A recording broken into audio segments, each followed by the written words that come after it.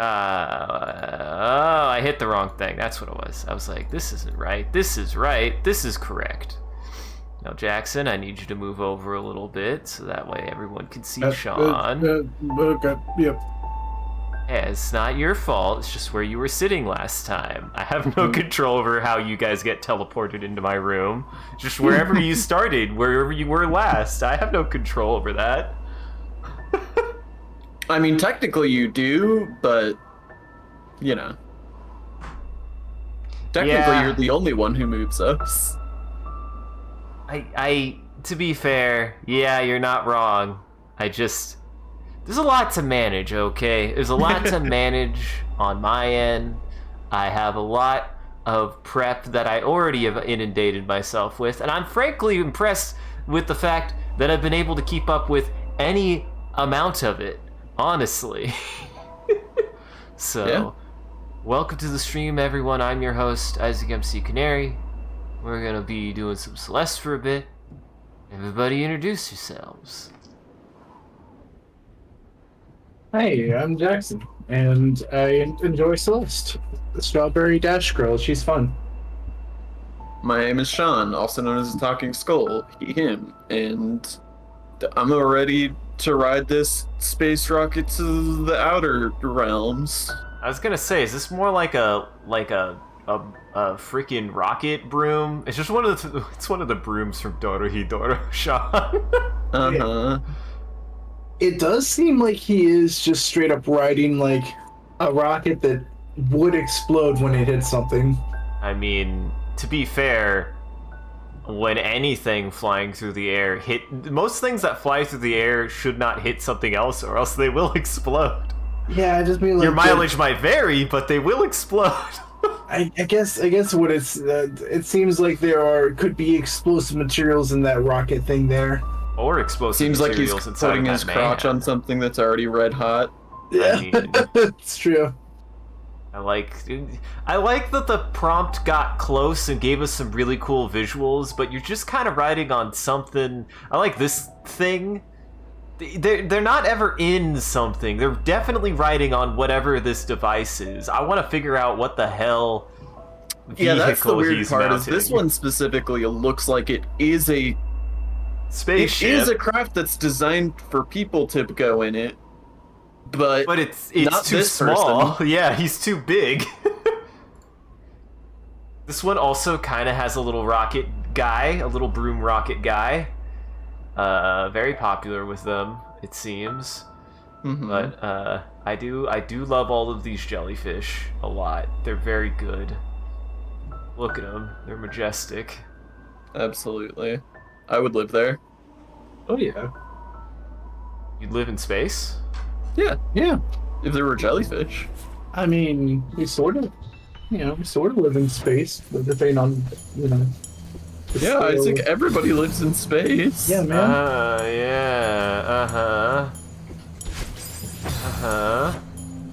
Everybody lives on in a giant rock asteroid in the middle of space. I know this. It does make me a little bit existential if I think about it too much. How so? Let's I don't investigate. know, just feel really small in the universe when I think about it. It's just one of those like you feel like you're in charge of your life, which you are, but then you think about like how big space is, and it's just like, oh man, we're so small. It's just so small, guys. There could be anything out in that big black abyss. You don't know. There could be anything out there. There could be giant space kraken squids. Who knows, man? I really hope so. There could be your best friend. You don't know. But they could be hungry. Wouldn't that be fucking rad, though? To be eaten by a giant space kraken squid? I mean, it's better than the end we're headed toward, you gotta admit. They may not. They may not even have a concept for hunger, but they might also want friendship. Or they've seen what we've done. They might be like zombies, where they don't hunger per se, but they must consume. But they eat brains? What are you talking about? Yeah, they don't need it for sustenance. They're corpses. They just must consume. Ah, my favorite cosmic horror. when the thing has been dead for so long that it can't remember what it was to be alive. Why does it always turn into this? Why does it always gotta be like this with space? Why can't we just like space? I think space is cool. I would absolutely go into space. Yeah, I didn't start this. Yeah, I was tempted with the idea of an undead space kraken, and I'm not gonna turn that down, Isaac. Yeah. I mean, I know your taste. I know you... I don't know why this came to mind, but I know your damage. Sure. I feel like I've mentioned this to Jackson, but what's your damage has always been a weird insult to me, because it's like, what is that? What do you mean? What do you mean? Well, it used to be like, what's your problem? But now I feel like it's taken more at face value. Like, that's probably more like what kind of emotional damage are you working with?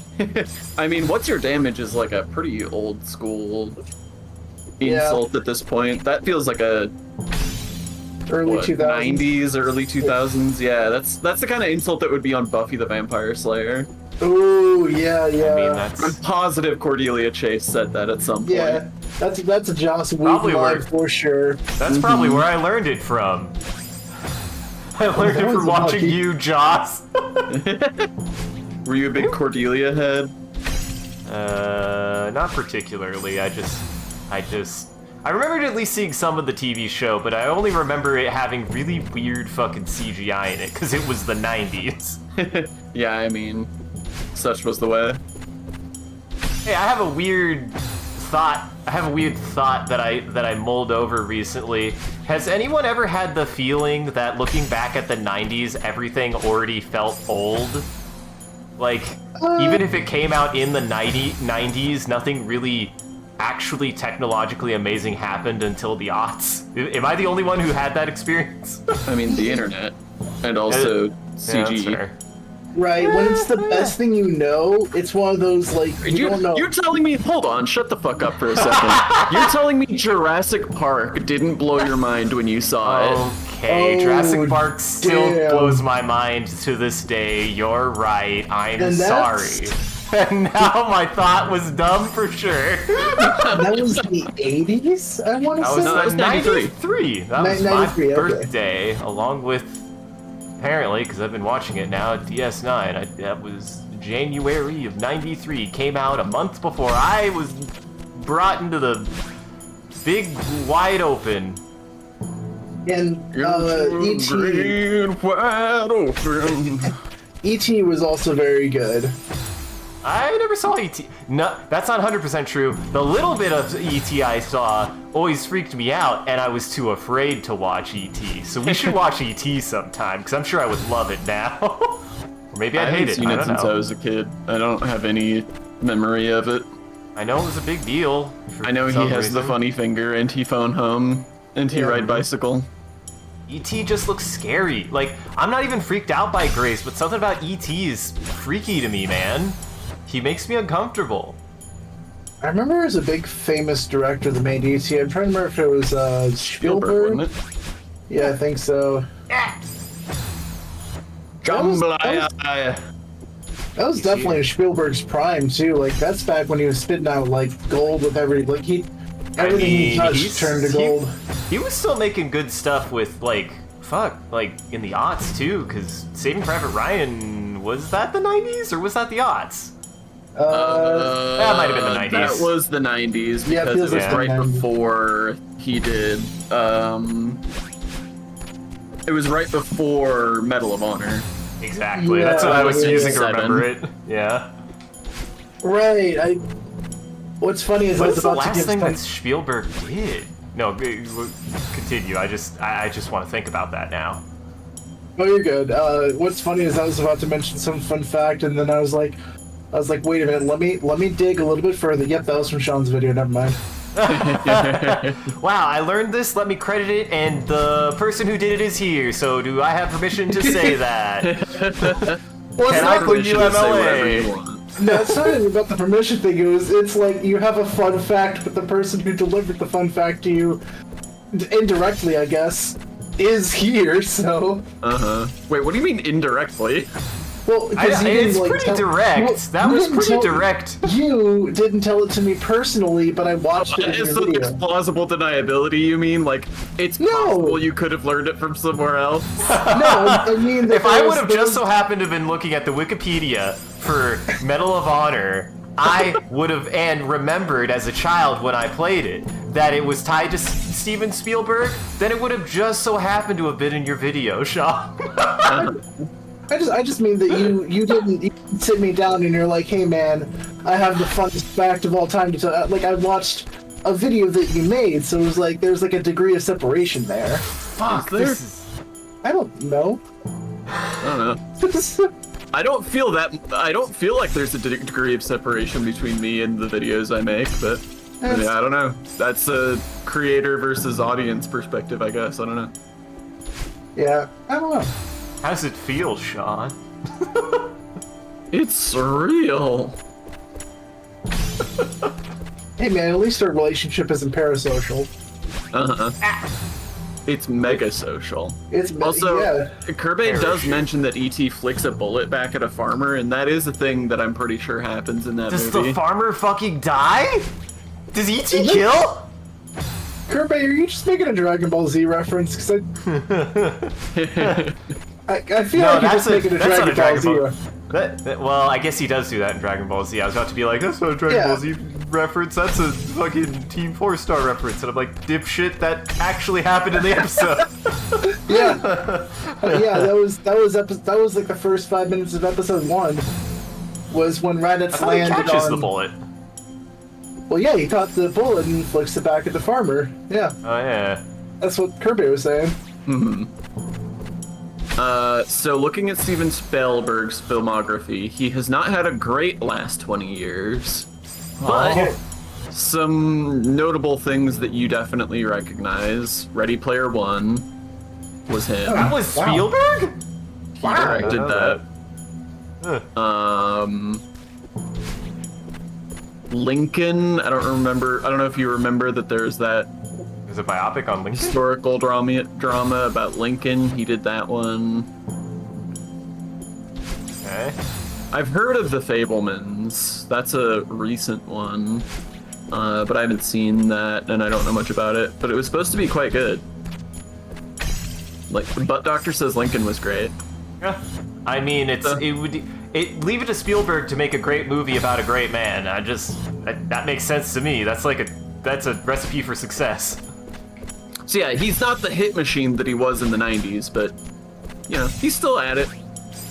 He's still on the old rodeo. Yeah, I feel like the hit machine right now, and of course the Oscars just happened, so I'm kind of cheating, but I feel like the hit machine right now is Nolan.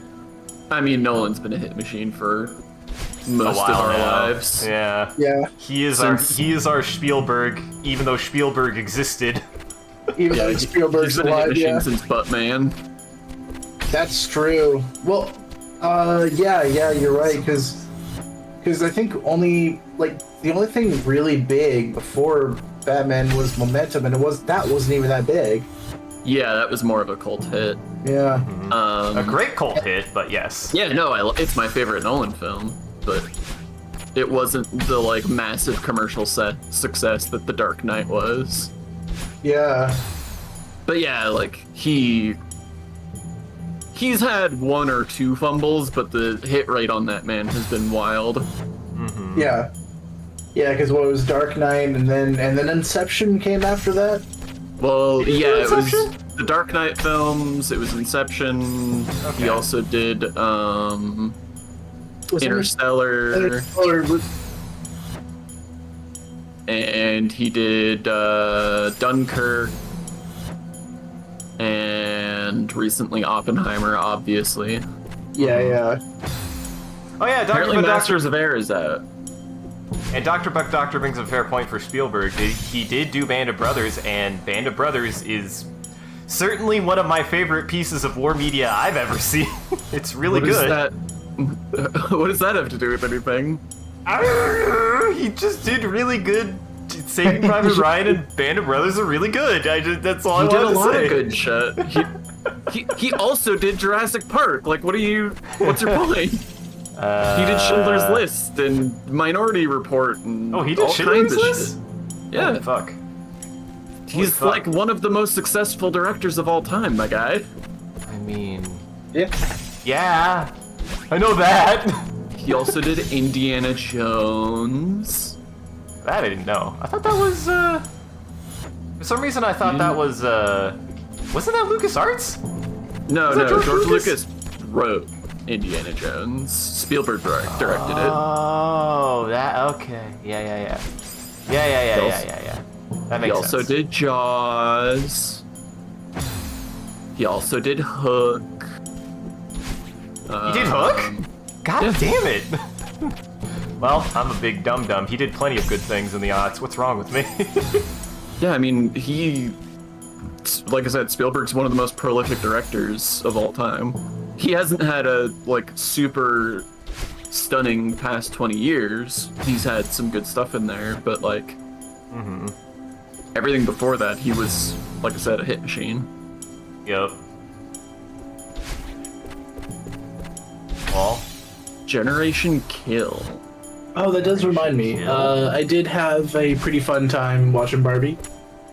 I Barbara? would, yeah, Barbara. I I've would actually heard recommend it. yeah, I've heard it's quite fun, actually. Fuck. Yeah, it has a lot of things to say, which I didn't mind anything that it had to say, but it does have a lot of things to say. That's a very ominous thing to say. Well, I just mean that like it's very much like it's baked into gender politics. I mean, it's Barbie. I don't think it can really escape that. yeah. No, you're totally right. But yeah, so it was like that was like woven deep into the film. Yeah. But I thought all the things it said was right and good, and it was a fun story, and I had a good time. So yeah, good movie. I just heard it's a good film. I've been wanting to check it out. We need to do our fucking Barberheimer. God damn it. There's no chance in hell that we're ever gonna have a moment to sit down and watch 5 hours worth of film together. Yeah, no, it makes It's just me not how sad. our friendship works anymore. Yes. Well, Yeah, Barbenheimer would mean that like the second Sean gets off work, we press the play button. Yeah, I mean, And people we- aren't and we- available when I get off work on the weekends. Oh, that's true. Unless y'all want to start doing shit at 5. I can mean, do we- that. I'm always down to do. I've been free since fucking. Yeah, I mean, I was doing a bunch of shit. I was making dinner and everything, but I was free. Yeah, it's just one of those things that requires like really intentional like thought, because we also make dinner, around I don't 5 or even 6. eat dinner. That's I only fair. eat lies. Understandable. Have a good day. 5-hour meal brain thing. 5-hour meal brain thing. Does anyone know what that's in reference to? No. No idea. Fuck.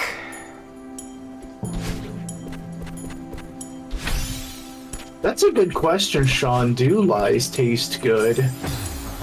It depends on the lie. There's a lot of different qualities of lies. I love that movie. Qualities of lies. Yeah, 50 with Shades of Arnold Lies? Schwarzenegger and the girl that I know And her Danny name, and Danny DeVito. He was the big bad guy with the big jet plane at the end that he got shot to the Eiffel Tower. Ah. Is this joke good? I only got like one person to even make this joke anything. I do love True Lies. I haven't seen that movie in a long time. It's a great movie. I appreciate you running with the bit, but I did lose it. I did lose the trail pretty early on. So Wait, but then again, have you not seen True Lies, or you just didn't know I was talking about True Lies? Actually, I don't think I've seen True Lies. Oh my god! Sean, we gotta watch True Lies with them sometime. It's Okay. great. You're It's having so such a fucking strong good. reaction, but this is the first time I've ever heard you talk about True Lies. I thought we watched True Lies once. I thought you really liked it. I've never watched True Lies with you. I feel like I'm getting gaslit right now. I've never... The words True Lies have never left your lips in my presence. Yeah, this is the first time I think I may have heard of this movie. John, you know what True Lies is, right? Or am I fucking up now and somehow saying the title of the movie wrong?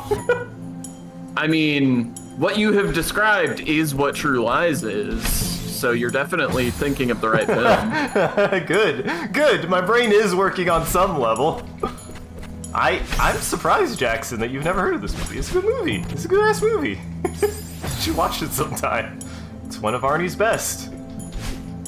I still Also want to got see. Jamie Lee Curtis. Yeah, that's the one. Jamie Lee Curtis is in it, and they're great. Yeah. I do like Jamie Lee Curtis pretty well. Yeah, I really enjoyed Jamie Lee Curtis as well. I'm surprised I haven't ever seen any of that stuff. I mean, it's I've old. seen- It's an old film. I've seen like a It's good It's an amount of- old film that no one in our friend group jocks, except apparently Isaac in some parallel universe. I thought you were a big fan of that. I, for some reason, thought you were a big fan of that movie, Sean. I swore we had a discussion about it at some point. I don't know. No, I'm pretty sure I've seen it. Well, it's a good This movie. is- We should watch it sometime. I like it a lot. It's a fun This movie.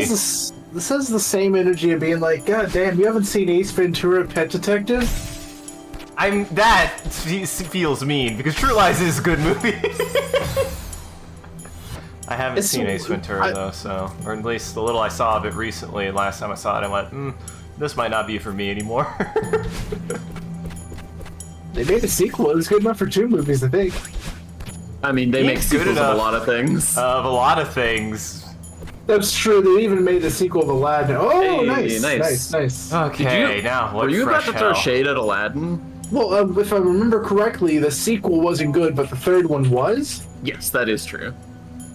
But still, this hinges on Aladdin 1 being a bad movie, which No. Is it I bad? just- Fabrication. The point is that Aladdin 2 was a bad movie, but they still made Aladdin 3. Well, I thought what Sean was saying is they make sequels of a lot of things, and that like the sequels aren't always good. Yeah. And to which I was agreeing. Yeah, they made a sequel of Aladdin, which was great. My And the point sequel was they make was good. sequels of a lot of things, but that doesn't mean the original was good. Oh, that's fair. I guess it just means the original was lucrative because normally Yeah. things don't get a sequel unless they make money. It means there was enough money to be made in a sequel. Yeah. There's still I almost had that one on the Oh, first I thought you try. had it. Yeah, Yeah. that one was really good. still meat on the bones for a sequel. This one is not that bad.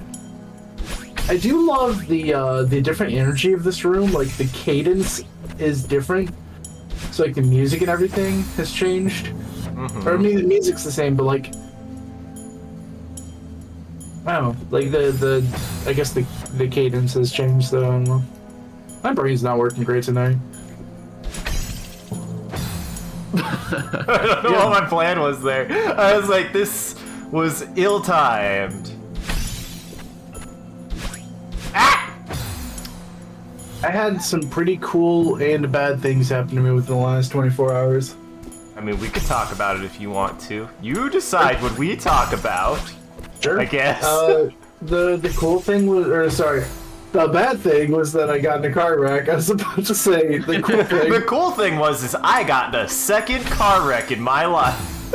Yeah, the first one wasn't even in a car. I was on a little scooter.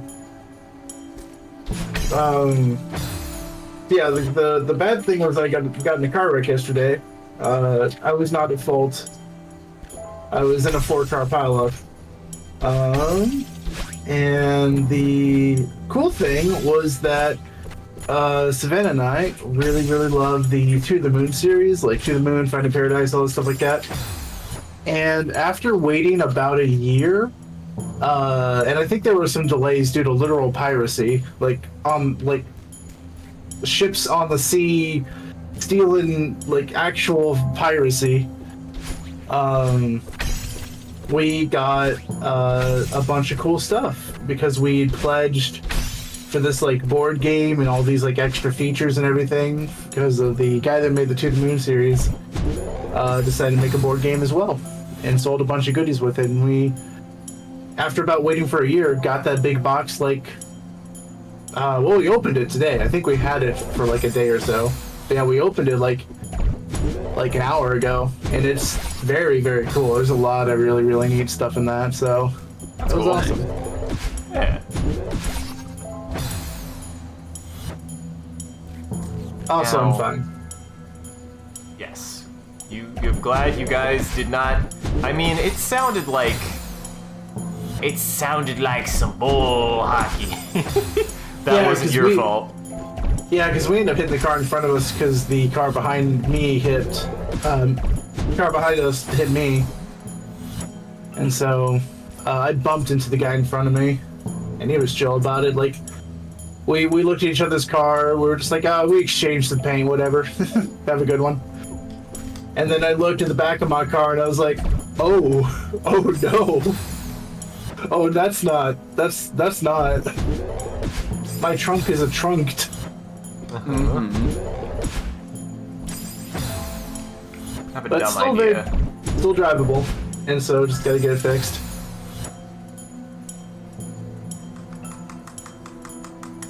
Confused what you think is going to happen here.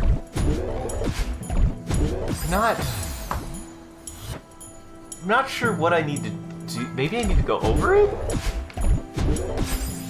Shit. God damn it. I guess I gotta go over it. I don't know what else to do. Boy, this is Yeah, a tough if you- one.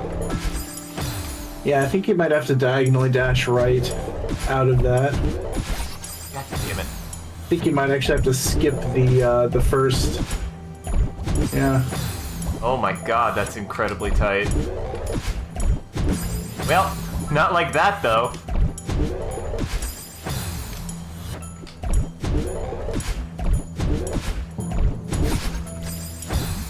Shit. That still begs the okay, so we go over. I think I hit that one, I go down. Can I hit that? Actually?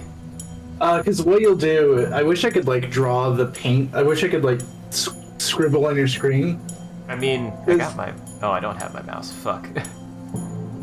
Yeah, I don't have my mouse. Because it's diagonal right to the center, then down, then right, then up left, then left, then down? Let me see if And I then can.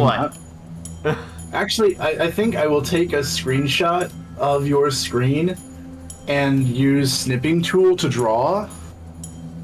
So that- let's see. So Well, first, how close am I to that? I'm not sure actually. No, does that make did that path seem to make sense to you?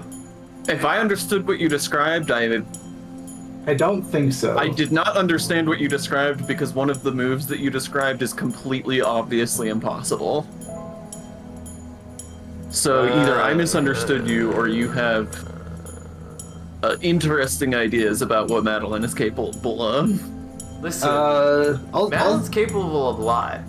She's capable of a lot. I'm capable of a lot, Sean. I'm capable. let me see. So wait, do I go right, then up, then just straight left, then up, then right and down, Yeah. right? Okay. That's what I was picturing. Let me try this, Isaac. I put it in the MCCanary in the stream chat. An error Yeah, that's what he has just occurred. described. Oh, did it? Do you not? We're good. Yeah. That's what I described. Okay, cool. All right. Well, then that's for chat now, so they can understand what's about to happen. This is for you to play along at home.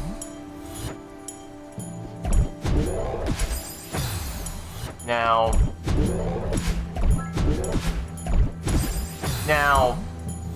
Are you sure? Are we sure that that's... No, I think I have to go up. Because the pink will be on, so I have to go up and then hit that. I'm gonna try that. Because the pink, oh well, I can't. Oh! I didn't think I was gonna make it. Fuck. This is a tough one, because I think I have to go that way. Well, I missed. Then where do I go? This one is fucking weird, because watch, if I try to go the route we planned, the pink turn on. There's no way I can go that way. Yeah.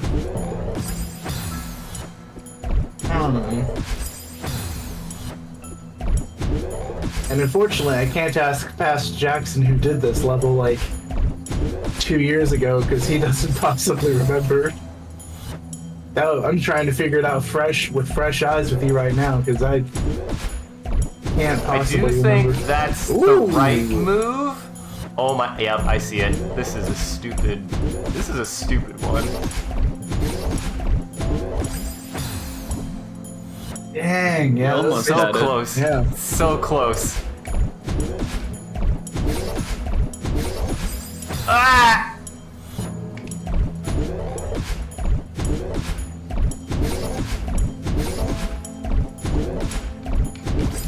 Ah!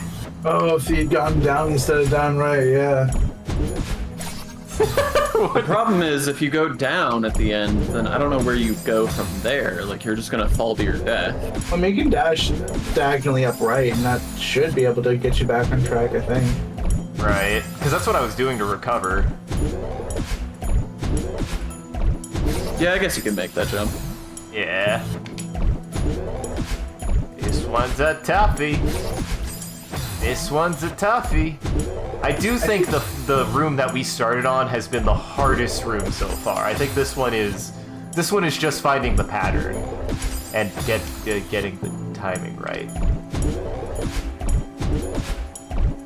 Yeah, I still stand by. I don't like the timing platforming in Celeste. I agree. This one's not as much about timing, so it doesn't bother me, but I agree in general. Yeah. I guess I'm just weird that I like timing challenges. I don't know why. I swear it's not because I'm just trying to be different again. I just like timing challenges. I don't know why. You're allowed to like things that I don't like.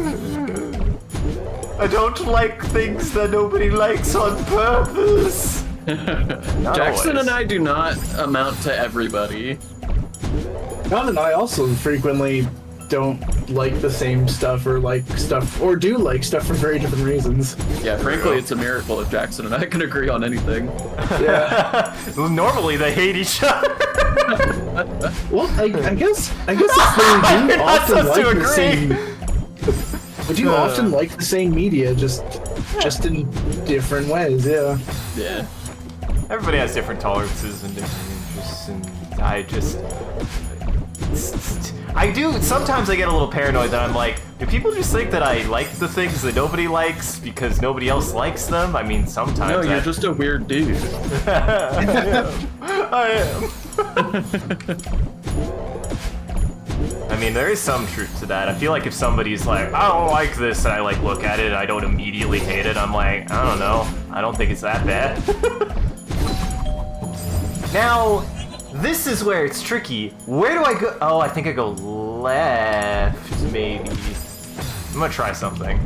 See, this is what I was saying, but I do think you can make the jump at the end. Yeah, it seems like it's tight, but it feels like you have, like, with very tight movement, it seems like you have just enough get up and go. God damn it.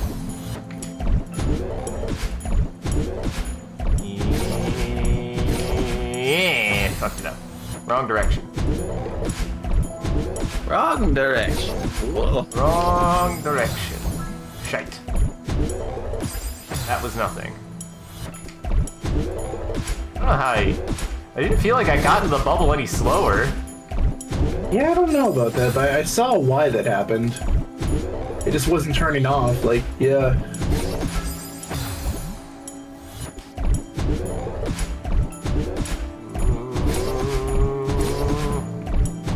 Now, I knew exactly what to do, and yet my brain just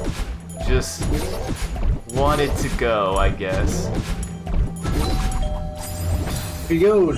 Diagonal. You gotta go diagonal. Right. Yeah, at I the gotta end. go immediately diagonal right as soon as I hit it. Just knew I had sentenced myself to death, so I just went with it.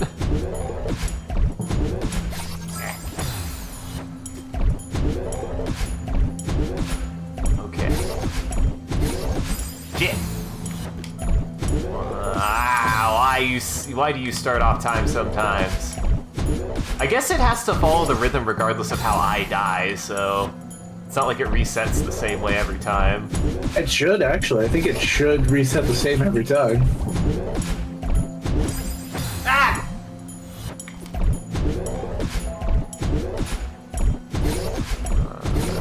Why? Brain, why'd you do that? Well.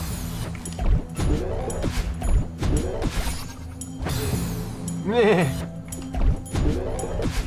Alright. Alright. I got it this time. Nope. So what does everybody else spit up to? I mean, that was like 3 big things for me. That was... Oh, no!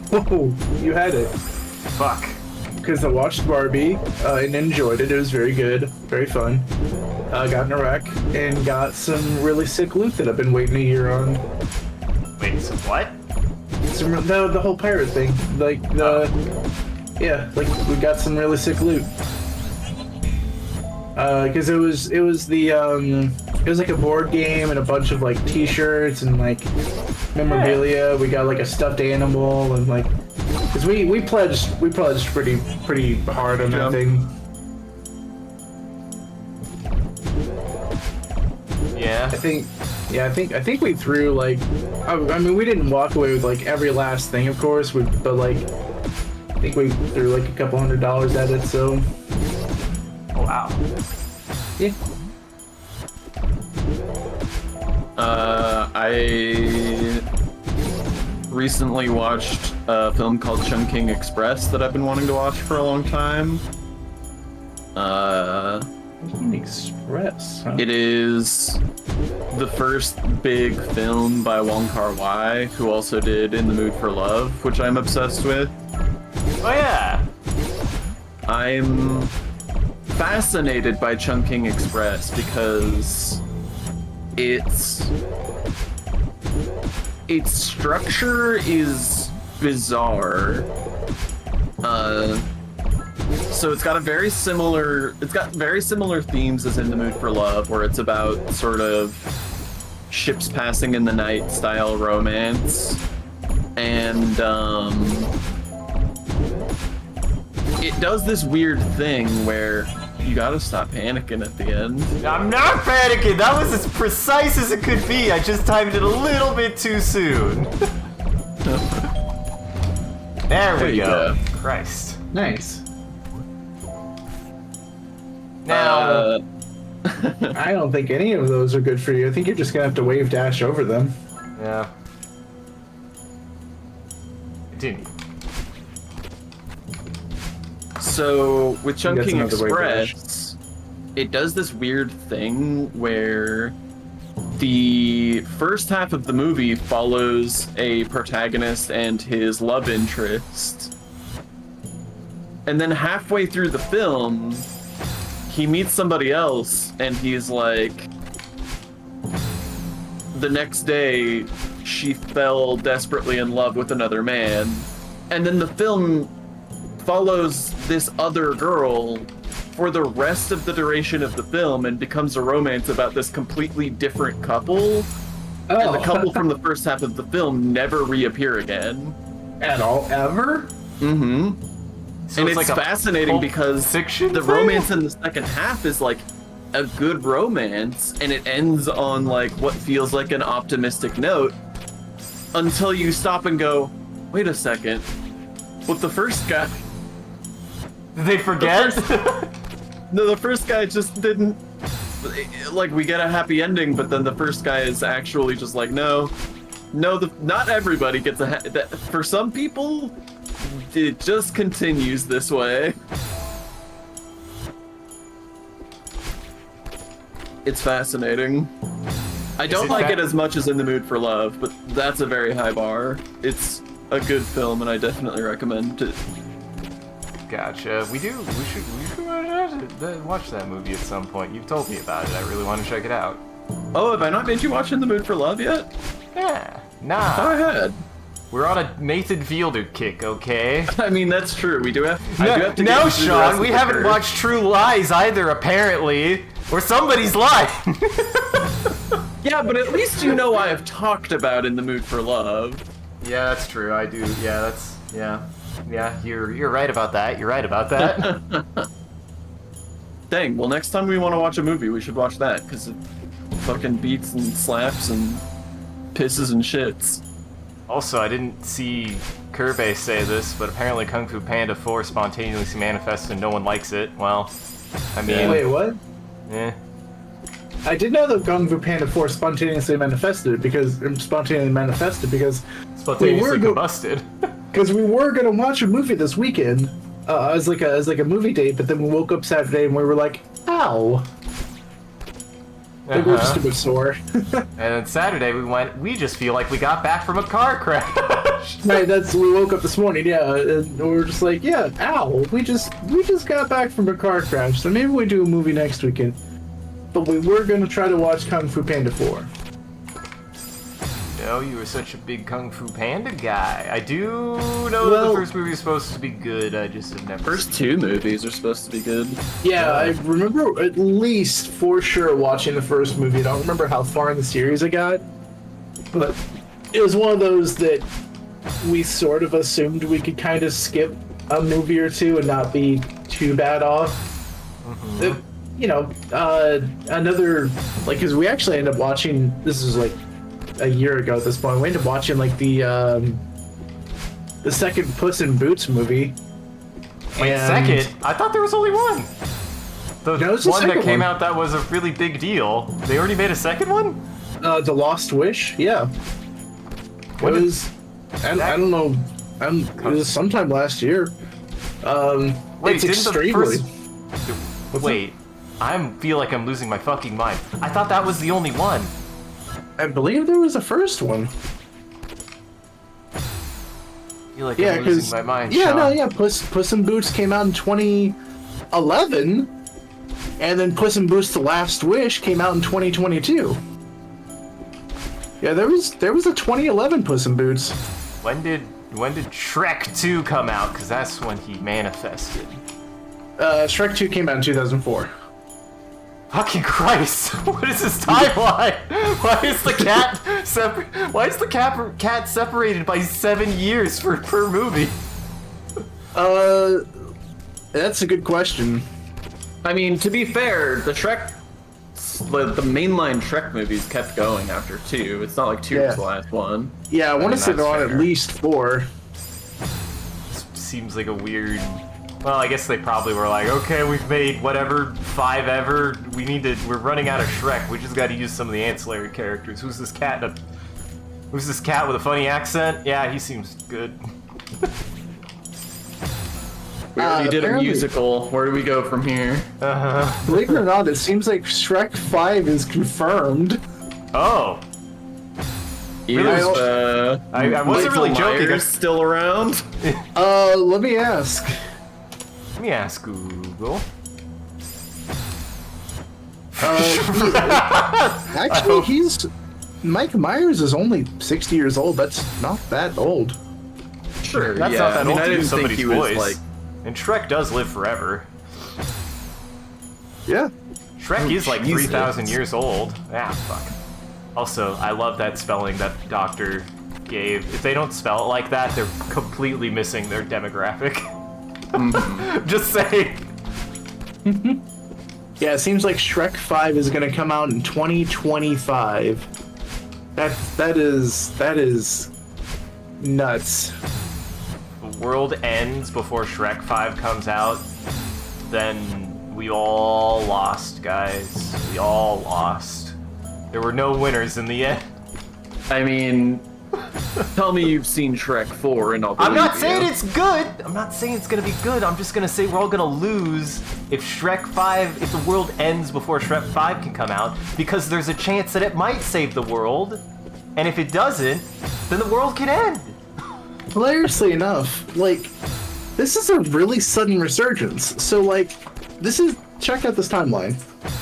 Shrek, I 2001. mean, DreamWorks have been actually doing good work for a while now, I would say. Well, yeah, but I just mean, like, they slept on the series for 11 years. Because, like, Shrek 2001, Shrek 2 2004, Shrek the Third 2007, Shrek Forever After 2010. Okay, and then Puss in Boots was 11. 2011. 11 years passed. Puss in Boots: The Last Wish 2022. Shrek 5 2025. Well, you have to understand, when did How to Train the Dragon come out, because that's what they were on for a while there.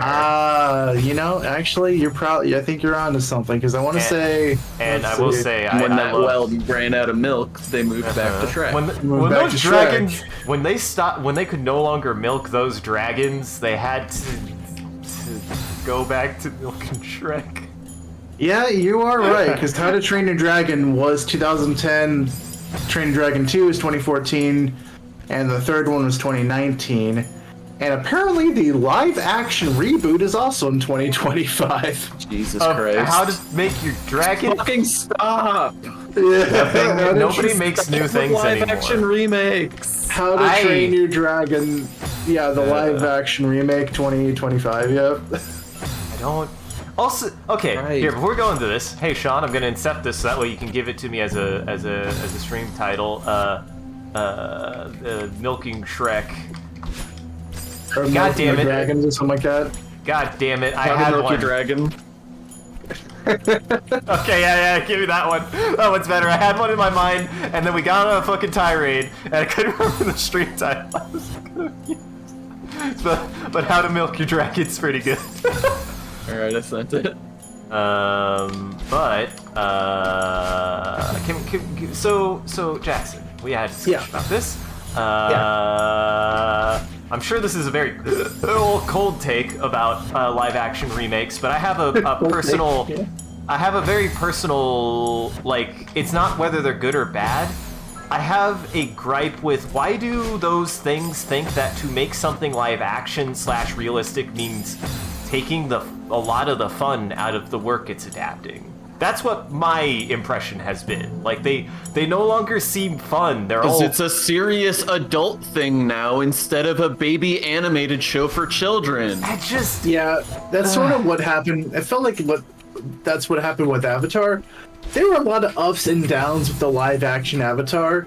There were parts of it I did like, but yeah, they were just like, oh man, it's live action and the world is dark. Like, we're gonna use like so many dark filters, like we're Christopher Nolan filming Batman. Like, I think Christopher Nolan could make a fun Avatar movie, though. Though we're glad that M. Night Shyamalan... Christopher Nolan is not known for being like a whimsical... That's fair. Yeah. Okay, who would you get? And obviously, not M. Night Shyamalan. I don't even know how that happened. Who? Edgar Wright, obviously. Absolutely, Eddie yes, Wright. actually. Eddie Wright would be good. I could see Dwayne the Johnson stepping into a directing role and making a really fun Avatar. Yeah.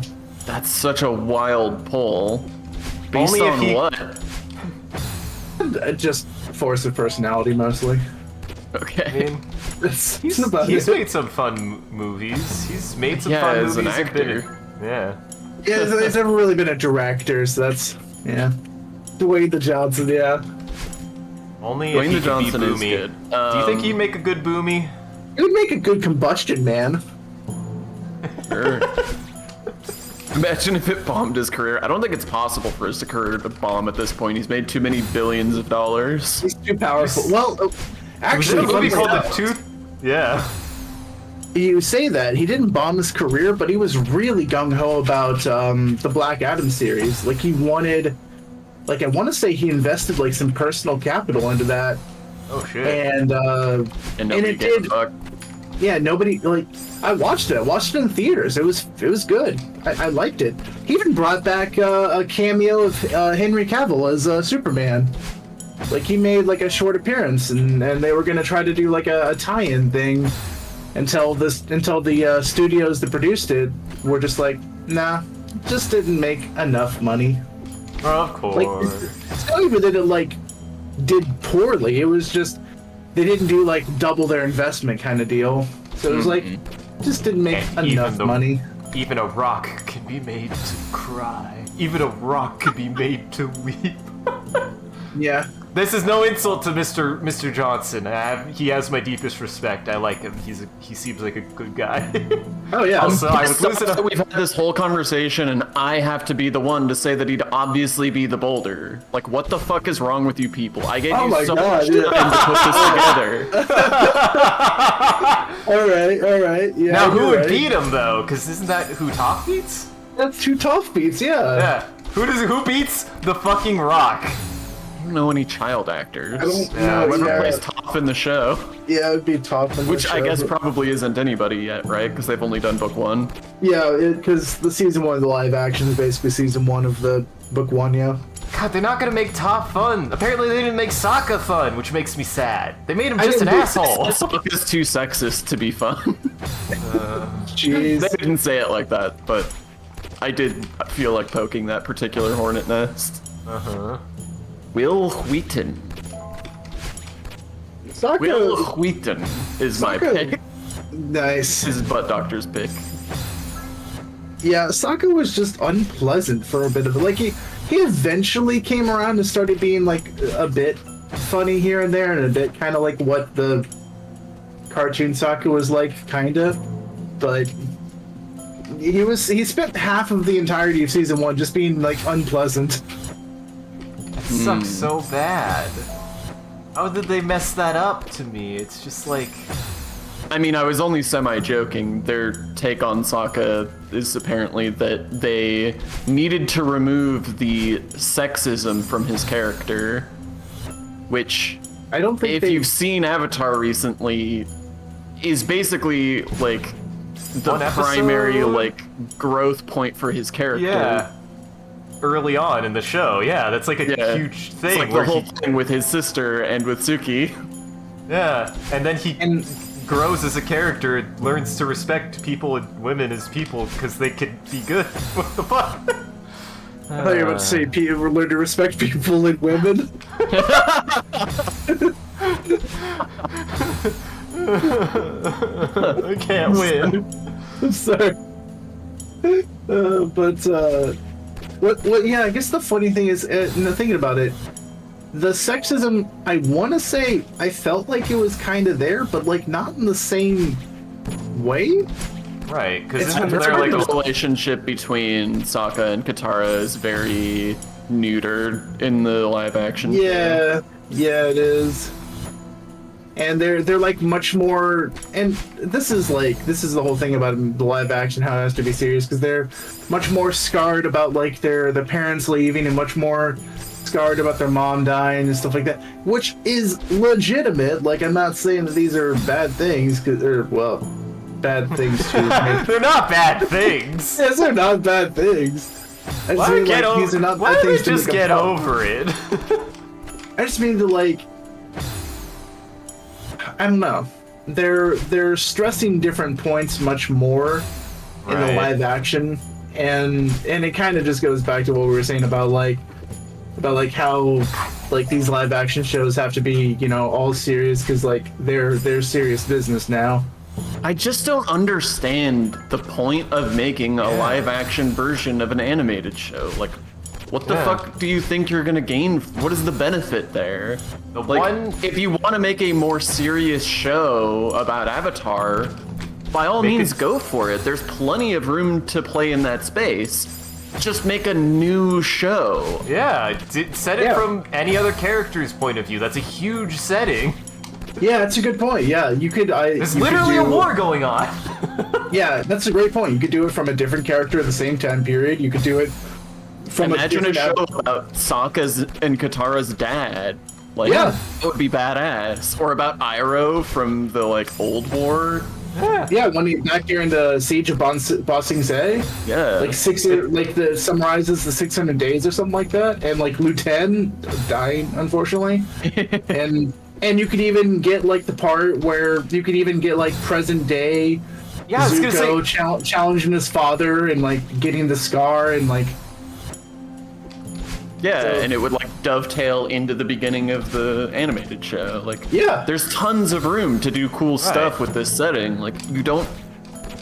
If you want to make a live action show, make a live action show, but like that doesn't mean you don't have to make something original. Right, original, or if you're gonna do it, just why make it? Why neuter it? Why not try to actually keep what people are gonna like about it? I don't know. I just mean like, why do it at all? Like, Yeah. what is the point? Right. The live action show isn't gonna bring anything new to Avatar. Like, yeah, nobody new watched that show. Nobody was just Right. like, oh man, I missed the show as a kid, but this seems like a great starting point for me. Like, yeah, I'm gonna watch the live action remake of this children's show.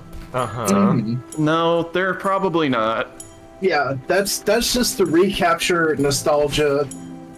Like that's just to go back and make money off of nostalgia. And they could have done that with an original work in the setting, and it would have been Yeah, great. It would have been great, yeah. Especially if the I'm original. sure the show's not bad. Like, I've heard a lot of mixed things about it, but mixed things is like pretty okay for, what that Yeah. is. Exactly. It's Right. got a little. So lot like, I'm of sure highs. if they had made something original, they could have made something good, but like, For what it's worth, they do spin off in a lot of directions that, like, it does have a lot of original elements because they skip over a lot of stuff and spend a lot more time on other stuff and then just put a lot of random stuff out of order. For example, No cactus juice. I bet. No cactus juice. I for cowards. have not seen Cactus Juice yet. Mmm. But we did a secret tunnel, which I want to say occurs in book 2 actually, but they shoved secret tunnel into season 1. My favorite. Changing They things out also- of order. Yeah, they also brought Katara and Sokka to Spirit World, even though that's not how that works. Like, For a the second, Ava- I was like, "That's not even the right IP." Wait, no, wait. Yeah, that's the thing. And yeah, what are they, no, are they gonna I- see I- Botan? Botan and fucking Lord. Fuck. Why can't I think of names all of a sudden? You said Spirit World, so I was. And I just watched Yu Hakusho, so I was like, "What the fuck?" Like, what? Yeah, Botan and Spirit? Koenma. What the hell? Yeah, but yeah, at one point, all three of them end up going to the spirit world when that's not how that works. Like, Aang will sometimes visit it briefly to get, like, sagely advice or something or Right. other, but they don't have, like, an entire, three-person adventure in that zone. yeah. I mean, that Wait. doesn't. I'm not super bothered about like little changes like that, but you're right. Your main point is right though, that like they're clearly willing to write new content, so like why not just make something new? Yeah, Also, and but to... somebody clarify what Kirby said. I don't think I understand what he means by that. Sokka gets put in the spirit world without consent by Hybe. He Hybe called is- it Heibai, so I was like, "Who's Heibai?" I mean, Heibai is correct. Heibai is how it's pronounced. I don't So remember, actually. I confused. totally forgot. Was it during... Is that in, like, the comics, or was that during the show? I'd assume the show. Fuck if I know. I don't know. I've seen that whole show multiple times, but I don't remember. Yeah, I don't remember either. But in the live action, funnily enough, they also you remember the owl from the library Yeah. Yeah. in book 2? Yeah. Because he's in the library and everything like that. He's now in book 1. Huh. There's no library. He just shows up. I believe that was during the Spirit World episode. It's so Where he's weird. That seems like fan service because he doesn't really serve any purpose other than being in the library. Like, Yeah. Right. he's Yeah. not really a character. Yeah. It did feel a lot exactly like what you just said, like fan service. Whatever. Yeah. It's just a weird thing that I've also noticed with stuff like that is they always seem to be like in a rush because you showed me the. I'm actually going to give it credit. The one thing I've seen that a live action thing does add is a lot of production value, and the Yu Yu Hakusho thing that you showed me had a lot of production value in it. But it still is weird how like much they want to rush to get to all the parts that people know. It's just so Well, weird. I completely agree with that, and I think part of the sausage factor, unfortunately, is that when you make a contract with Netflix, you make a contract for a single season with absolutely no guarantee of whether you're going to get a second season, and you find out, after you finish season 1 and it's released, and you find out like how it does. Like if it does well, then it's like, okay, cool, you're greenlit for season 2. If it doesn't do that well, or they just don't feel like it, then no season 2. So they have to put their best foot forward and put their fan service in, or crunch down stuff into, maybe sometimes they have to start and finish the show in a single season and then realize, oh shoot, we got greenlit for season 2. How do we do more? Yeah. That actually happened with Castlevania. I want to say season 2 resolves, the main things that were going on, but they had enough like extra stuff that they were able to go for a season 3. But like, the important thing happened in season 2. This is why Mike Flanagan is a king, for having the balls to just be like, I don't give a shit. I'm just going to make one-season shows, and I have the confidence to know that I can get my next show picked up. Yeah.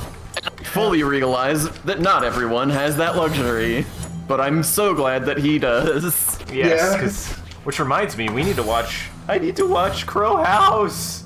I need to watch a lot of shit. Crow I said it wrong. House. I did. It's Edgar Allan Poe. Fuck. The Haunting at Hill House. The Fall of the House of Usher. Yeah, House of Usher. It's I need to good. watch that still. I think I like Midnight Club a little bit better. I don't know. It's tight for me between Midnight Club and Fall of the House of Usher. For third, to be clear. Gotcha. Because obviously Midnight Mass and Haunting at Hill House are my favorites. I will say He does such good work. All of his shows are great. I definitely want to watch more. I definitely was a little uncertain at the start of there were some parts of the start of Fall of the House of Usher that I was like not certain pace-wise, but there was still a lot of good subtlety in the end of that first episode, and also once they actually got into the meat of the family politics, I was like, okay, I'm into this.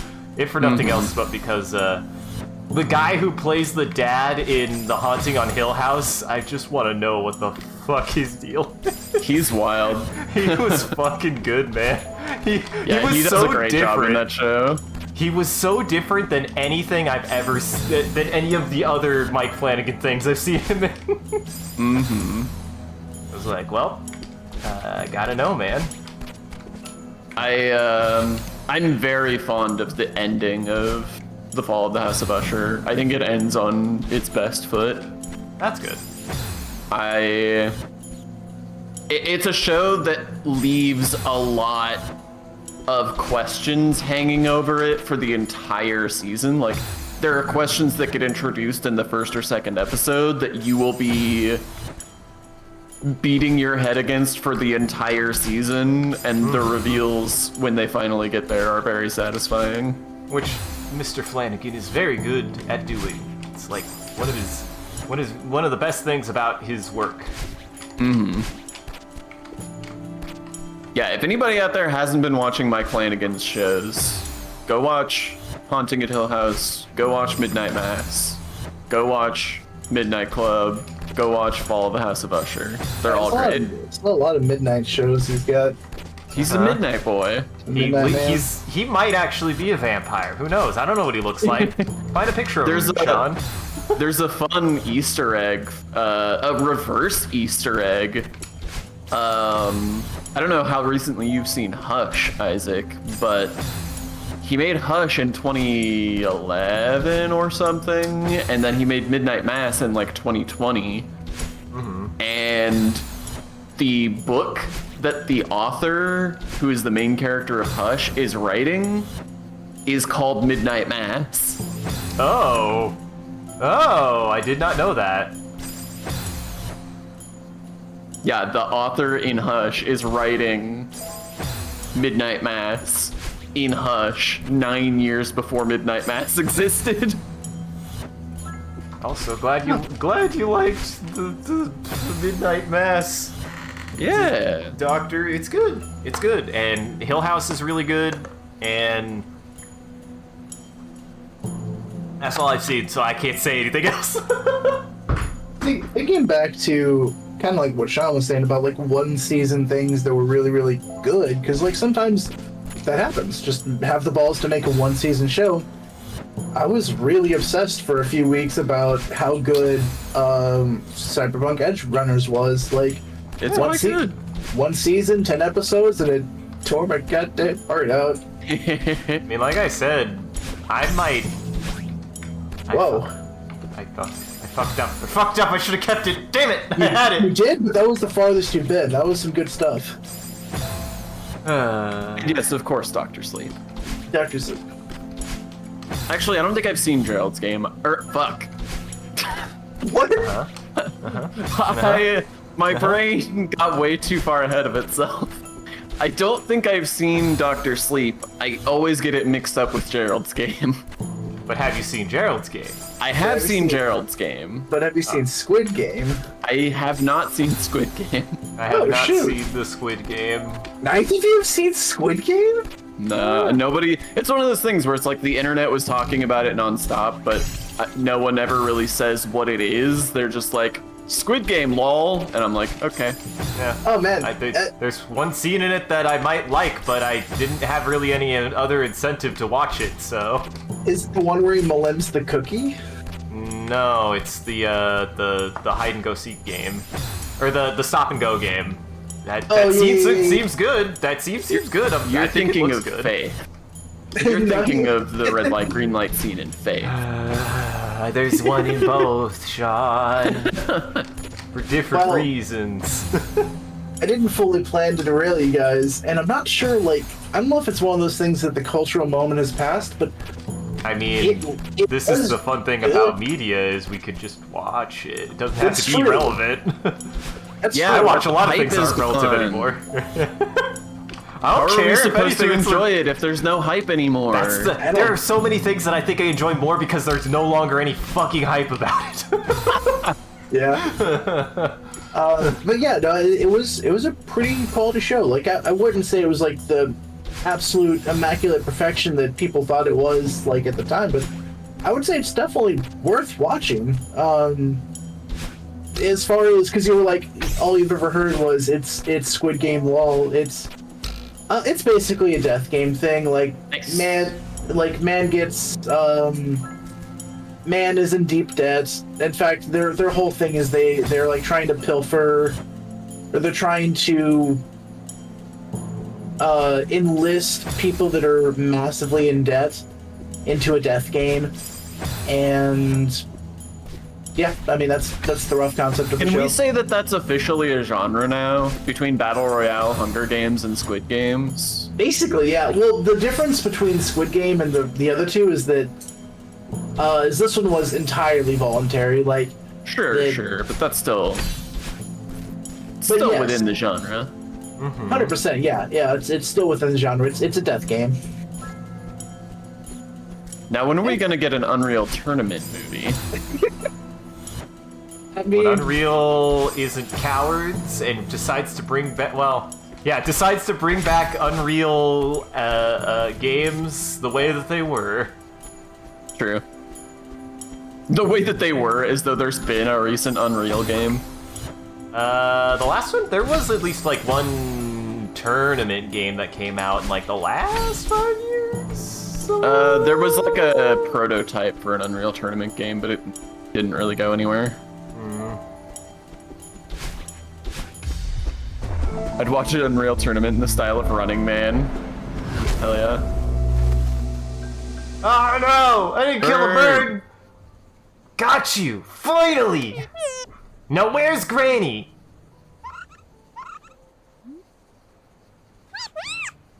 Oh no! Are you okay? Oh good.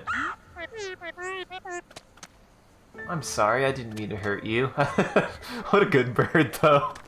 It's so very... He's got a lot of personality. Wait! Please don't leave.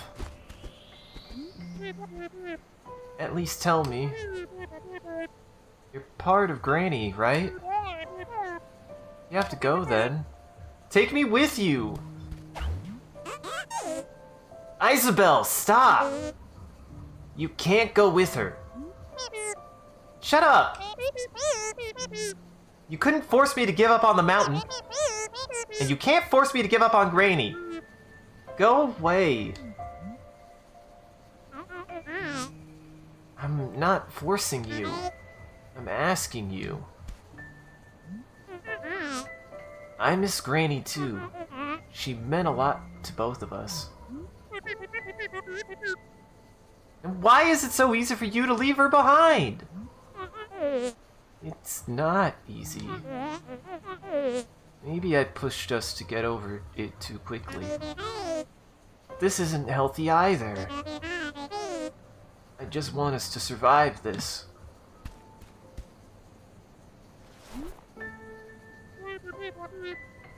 I know she's gone. This is just a dream. Catching this bird won't bring her back.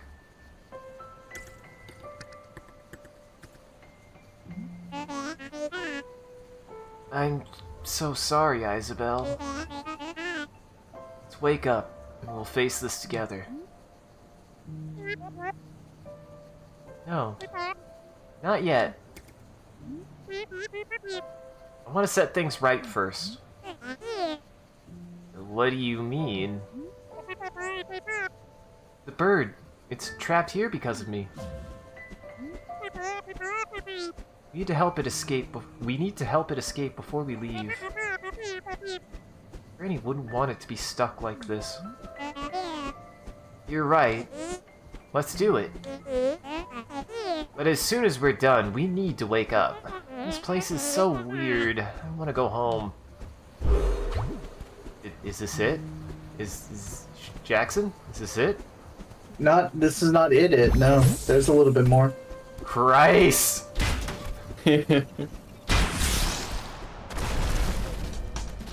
Ah! You're in the realm of close. I'm not sure if this stream will be the stream we finish. I had to grab it. I did that so instinctually, and now I'm not gonna do it again. Nah, I actually feel like this Well, I do feel like the section is easier than the section you just did, though. Okay. Yeah. Very close, guys. Okay, yeah, I know what to do. Everyone give Isaac your energy. Guys, what am I gonna do if we beat the game, though? I mean, start a new game next week. Yeah, we could do, a new game. We'll talk about it. Yeah. I'm not ready to make any commitments right now. Okay, I see. Busy boy. We're a bunch of busy boys, aren't I don't mean because I'm busy, I mean because I'm a picky bitch. Oh, you Right, like if I suggested I was sitting on stream right now, I don't want to make it awkward for Sean. The words are hard. Awkward for Sean to have to be like, maybe not that one. Whoa, You're doing it. Woo! Bird is fun! Bird This is is a really- fun. Really cool section, honestly. Yeah, Bird is a lot of fun. Ah, fuck. There are a couple like little hard things like this one, but like still though. I mean, no, this is rad as hell. Yeah, I don't like I honestly, I would cut out that like puzzle section, but that's just me. I know that some people like Isaac like it. I know some weirdos like Isaac don't mind it. But like this section is way cooler. Yeah, it's awesome. And so as much as I love chapter 9, I feel like it had some bloat and you could have like trimmed it down to it's like more narratively core bits like this section.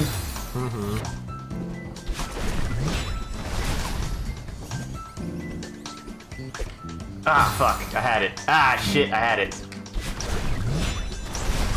Beans. You got scared.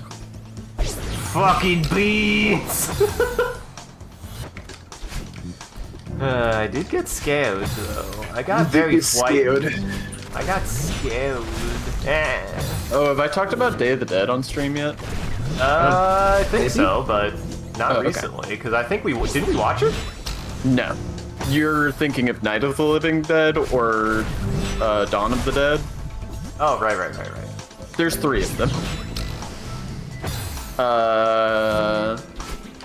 So Day of the Dead is the 3rd Romero zombie film, and Arthur and Lauren watched it a little while ago and said that it's their favorite of his films, and I recently just watched it.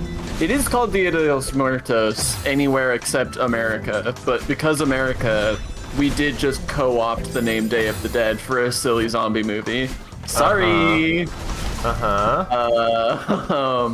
We also, man, that edit of the ending sequence song, I was like, oh my god, wait, this song What are is you in this talking movie. about? So when we were watching, I was like, You're talking about Dawn of the Dead again? Yes, I am talking about Dawn of the Dead, but I mean to be Okay. talking about Dawn of the Dead. You didn't transition to talking about Dawn of the Dead, you just started talking about it without naming it, so... Well, yeah, that's fair. Well, because that's also, it's a originally Spanish film. I don't know where it originates from. Where do It's those movies American. come? Hence my joke about us stealing the name Day of the Dead for a silly zombie movie. I've lost. Because I thought it wasn't originally an English movie. What Day of the fucking movie are you talking about? Day of the Dead. I am No. talking about Day. You have what are you talking? All of Romero is American, and all of his films are American. Oh, shit. What am I thinking of? I don't know. Remedy Christmas. Go back to your bit. I apparently have full beans. Bandit. The only Spanish horror film I know is Wreck. Huh. Or arguably Pan's Labyrinth, but that's not exactly a horror film. Right. Now, Anyway, Day of the Dead. Jesus, I don't even know what I was saying anymore. you're welcome. Day of the Dead's a good film.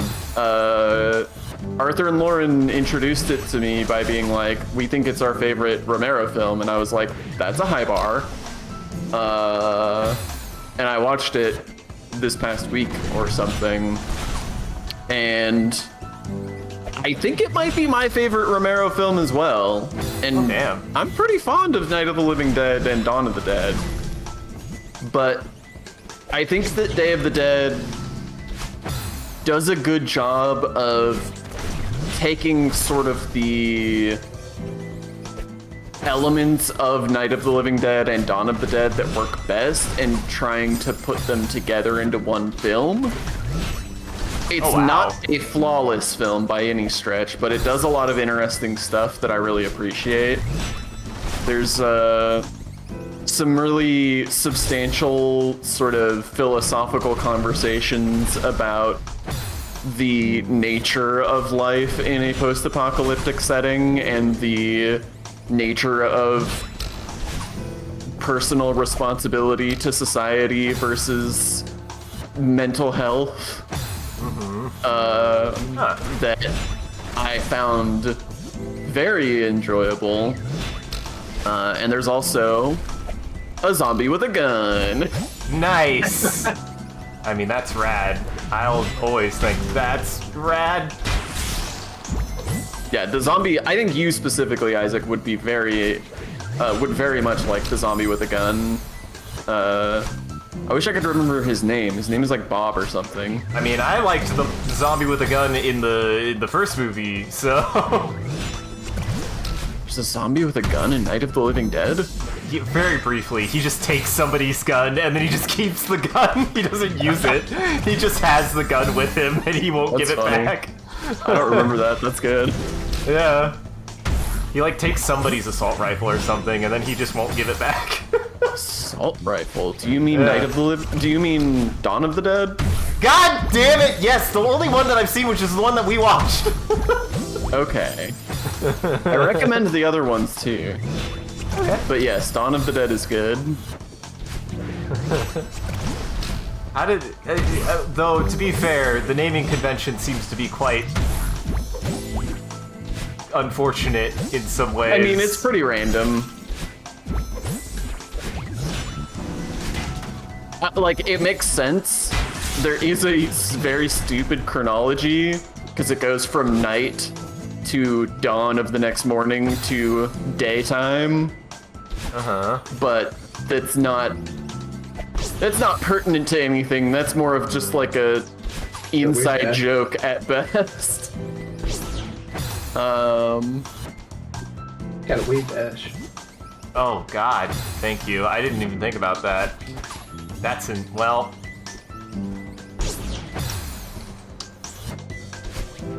Oh, do I need to dump... oh my god. That's incredibly hard. I think you just have to wave dash and grab it. There we go. I think you You dash at the end. Yeah, dash to the end. Oh, I see. Yep, just like that. There you go. Sorry, I was just overcomplicating it, like usual. Love the feather, love the feather, love the feather, love the feather. That's so fun! This almost feels like a reward for getting through that last section. It really does, yeah. It absolutely is. Especially with the music changing like this. Rain.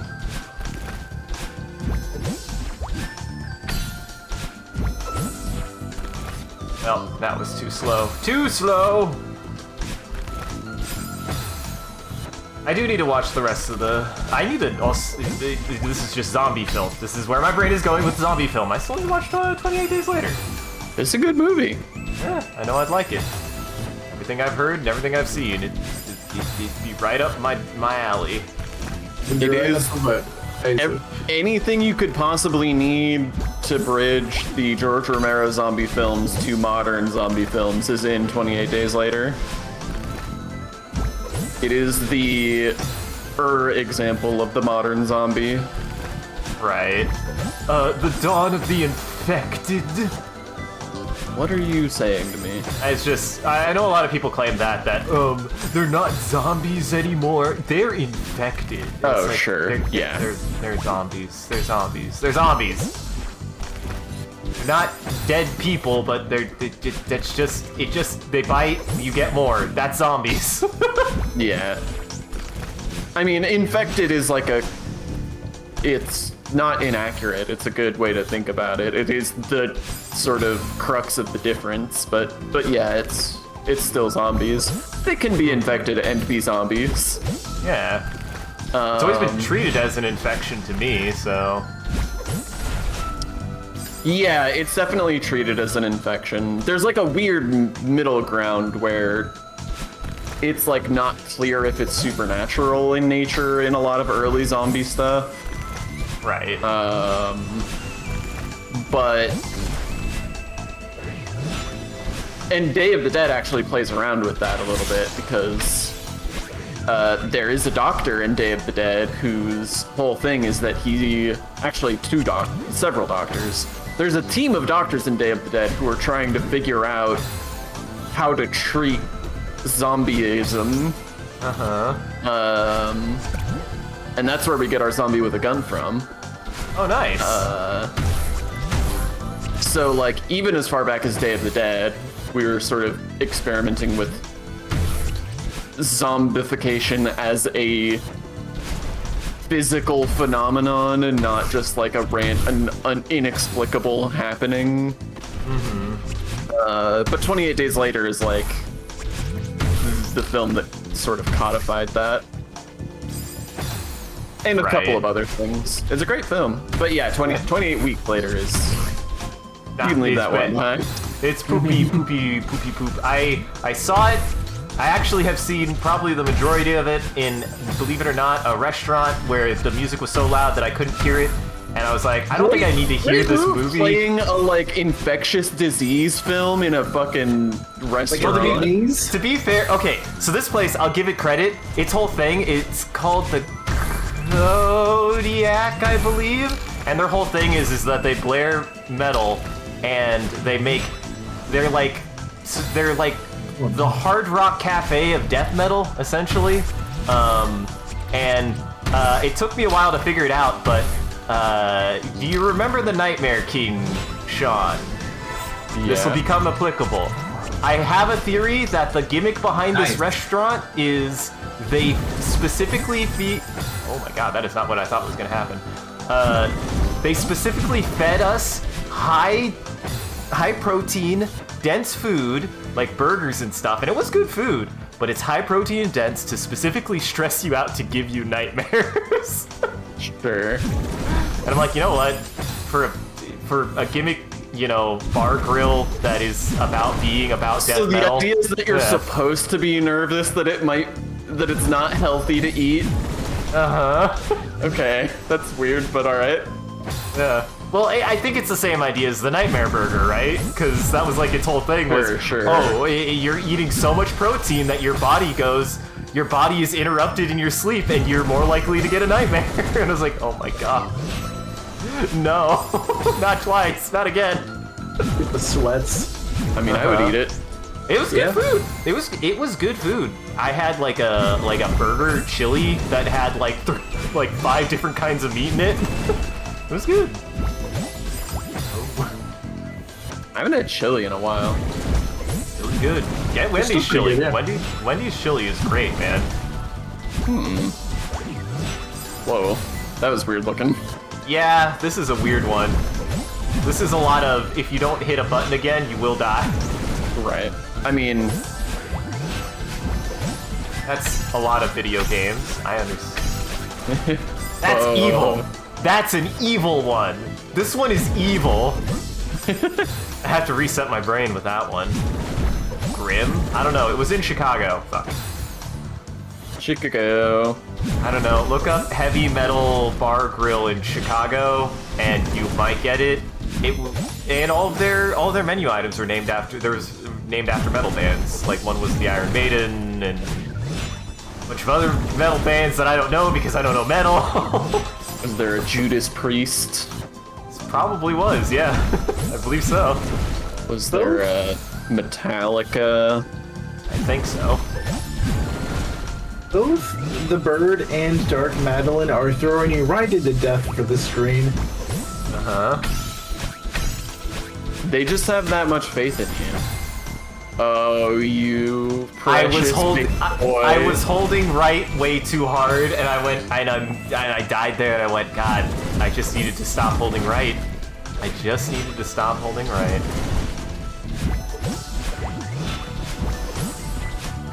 All right. Ugh. Nice. Well, wrecked.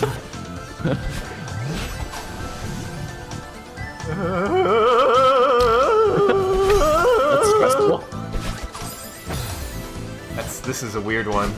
This section's very cool though. Like this looks like you could pay me to play the last section, but I wouldn't be happy. This section looks I genuinely mean, I'm pretty enjoying fun. this. Yeah. I think you just have PTSD. Probably. I don't know.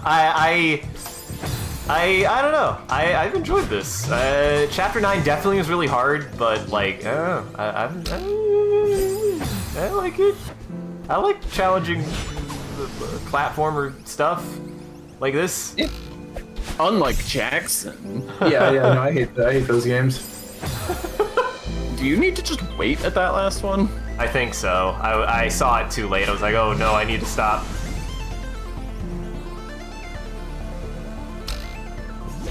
Why did I do that? I knew the answer, and yet I gave up. Part of this has been running on pure instinct, so... I had one more shot and I fucked it up. It's an interesting spot to put a purple crystal. I think that's there because they know that it's a really fucking hard jump. I appreciate that. That or I found a way to do that without using 2 jumps. Without needing to use 2 jumps if I actually don't fuck it up. It's also Yeah, I mean, it seems like the problematic. kind of thing that's designed to... that the intended path is for you to wait, but that if you're going speedrun mode, you can shoot the gap. Hey. I shot the gap! Oh, thank you, game. Did you? Yeah, I did. Oh my god, it's still going.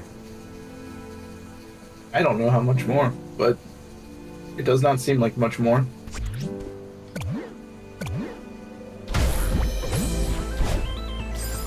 Now.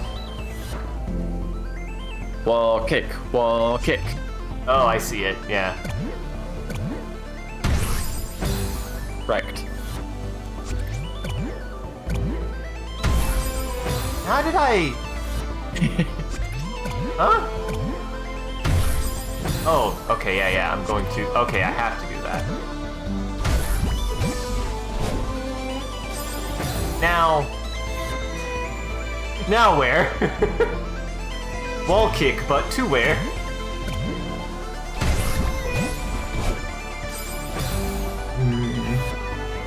Grab the wall and let's figure it out for a moment. Yeah, I need to... Oh, you can jump to that platform. I don't know if you can quite make it, though. But there's a little tiny amount of that platform that you could hold on to without dying.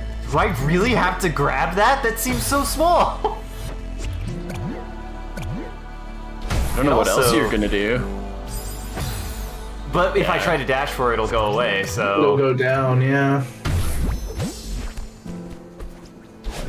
'Cause what else? What else am I supposed to do? I have the answer now. What? Bounce the fish down 1, and then continue dropping down, and then just dash right. Oh There we my go. god. I was like, these spikes don't seem to really be a problem. I see now. There we go. There we go. Oh, dies. I just mean we've deactivated the bomb. We've solved the puzzle. Labyrinth man.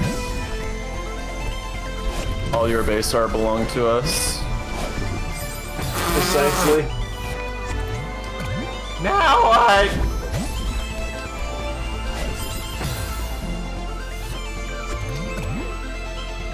God damn. This...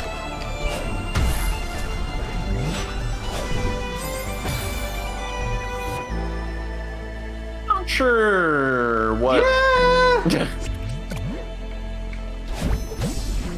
Am I supposed This to one's not? certainly a puzzler. Maybe if I just let myself die. Get intel.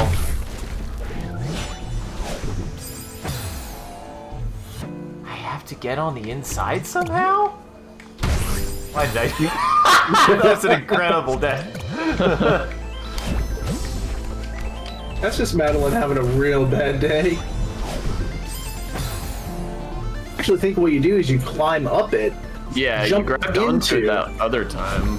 Yeah, and then you jump into the lightning area, and then once you've passed it, that's when you fire your dash, diagonally upright. Okay. Well, the thing I'm running into is exactly where. Grab onto it. No, don't dash. Just grab Oh, dash. oh, it is off. For some reason, I thought it was in the fucking lightning. No, Nah. I got this. I got this. I got this.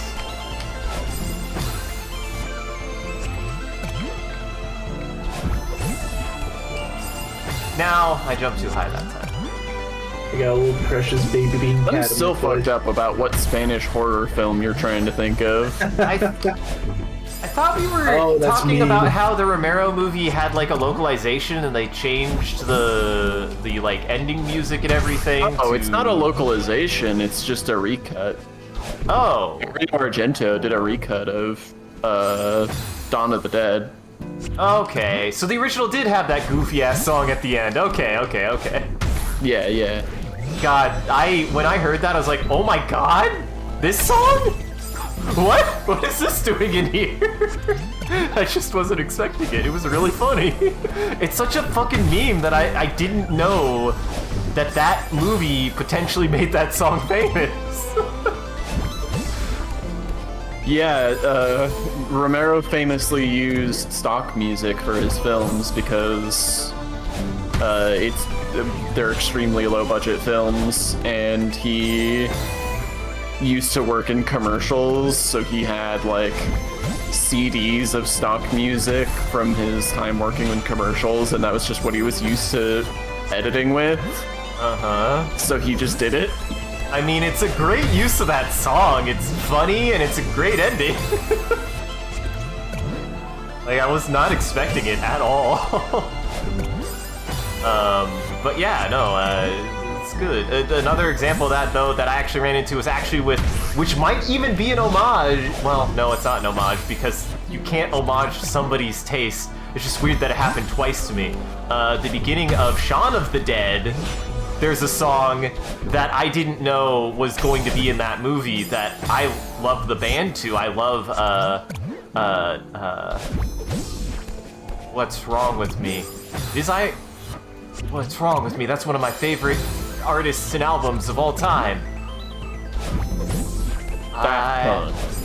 No, it's a trip hop, which is a genre of music I haven't thought about in a long time. Oh, it's gonna hurt me, because it's a song at the beginning of Shaun of the Dead that's on like it's a really goofy sounding song in this album that I really enjoy that has like oh, it's gonna fucking hurt me. What's wrong with me? The name of it is a what's the thing when it's spelled the same forwards and backwards? Palindrome? A palindrome, Yes, yeah. the album's title is a palindrome. Damn it. The title is not palindrome. The title is a palindrome. Is a palindrome, yes. Taco Cat. And no, the title is not a palindrome. No, I was guessing Taco Cat. Is it I Monster? I don't think it's. That sounds wrong. What is wrong with me? I love that. Fucking band. What's wrong with me?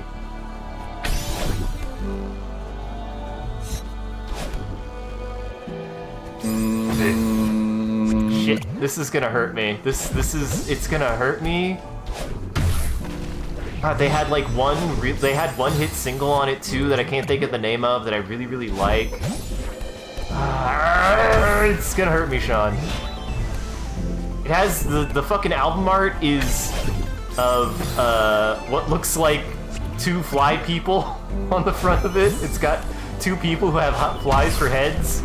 Yeah, that's iMonster. Oh, that is iMonster? Okay. I felt like I was losing my goddamn mind, and now I have lost. Oh no. Why can't I think of the name of the album though? It's hurting me because Never Odd or Even. Never Odd or Even. Jesus Christ. Wait, that's not a palindrome. I'm gonna go kill myself for that. Yeah, it is. Is it? Yeah. Oh yeah. It actually is a palindrome. Yeah. Jesus Christ. Listen, the tension is high, man. My brain is on Celeste, not on one of my favorite bands of all time, iMonster. I haven't listened to iMonster in a long time. Me either. I mean, I should see what they've done. I really liked them, like, when I first learned about them. God! Oh. Oh heavens. Oh man. That was so close. I That had was it. very close. I had it. Why do you have to be so high up, Mr. Bird? Mr. Owl. How many jumps does it take to get to you?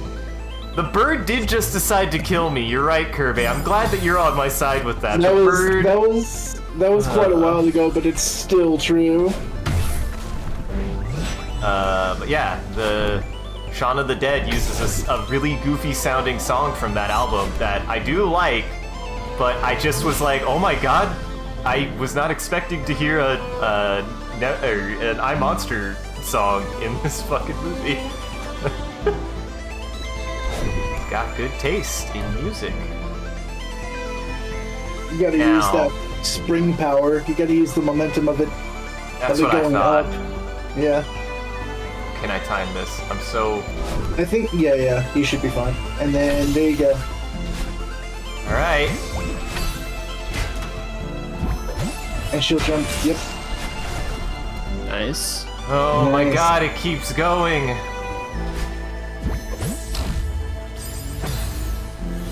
Alright.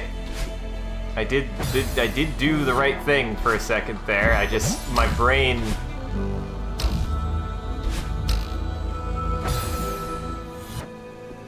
I think I have to wait. I think I have to wait a second. Oh my god. Oh my god. Jesus Christ. How well designed this is that is exactly what you're supposed to do, that they like lined up perfectly. Holy shit. Nice. Oh no. That was rude. I just didn't know Dark Madeline was gonna do that. Was she Yeah, gonna Dark save me? Madeline. Yeah, Dark Madeline just deuced out. It was just like, hi. She's like, bye, bitch. Dumb. Except she wouldn't say that to herself. I don't know. Dark Madeline's pretty sassy. I think she would say bye, bitch. Bye, bitch. Oh yeah. I now kind of want some fan art of Dark Madeline saying bye, bitch. Yeah, with like the BETCH.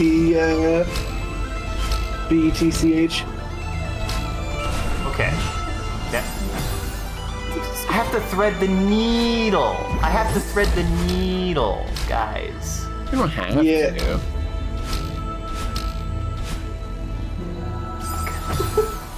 I went the wrong way. Sometimes these screens seem like they're not going to be that bad until they become that bad. Yeah. 'Cause, I like- mean, this is definitely a lot more tactile, so it's not quite as brain tickler. Yeah. Your brain sure does seem tickled. Wow, you want to get in here, Sean? You want to get in here? You think this is easy? Like this is just grandma's cookie cake in here, Sean? I would eat some cookie cake right now. God, I can't even insult you. Cookie cake actually was. I don't have an ego to insult.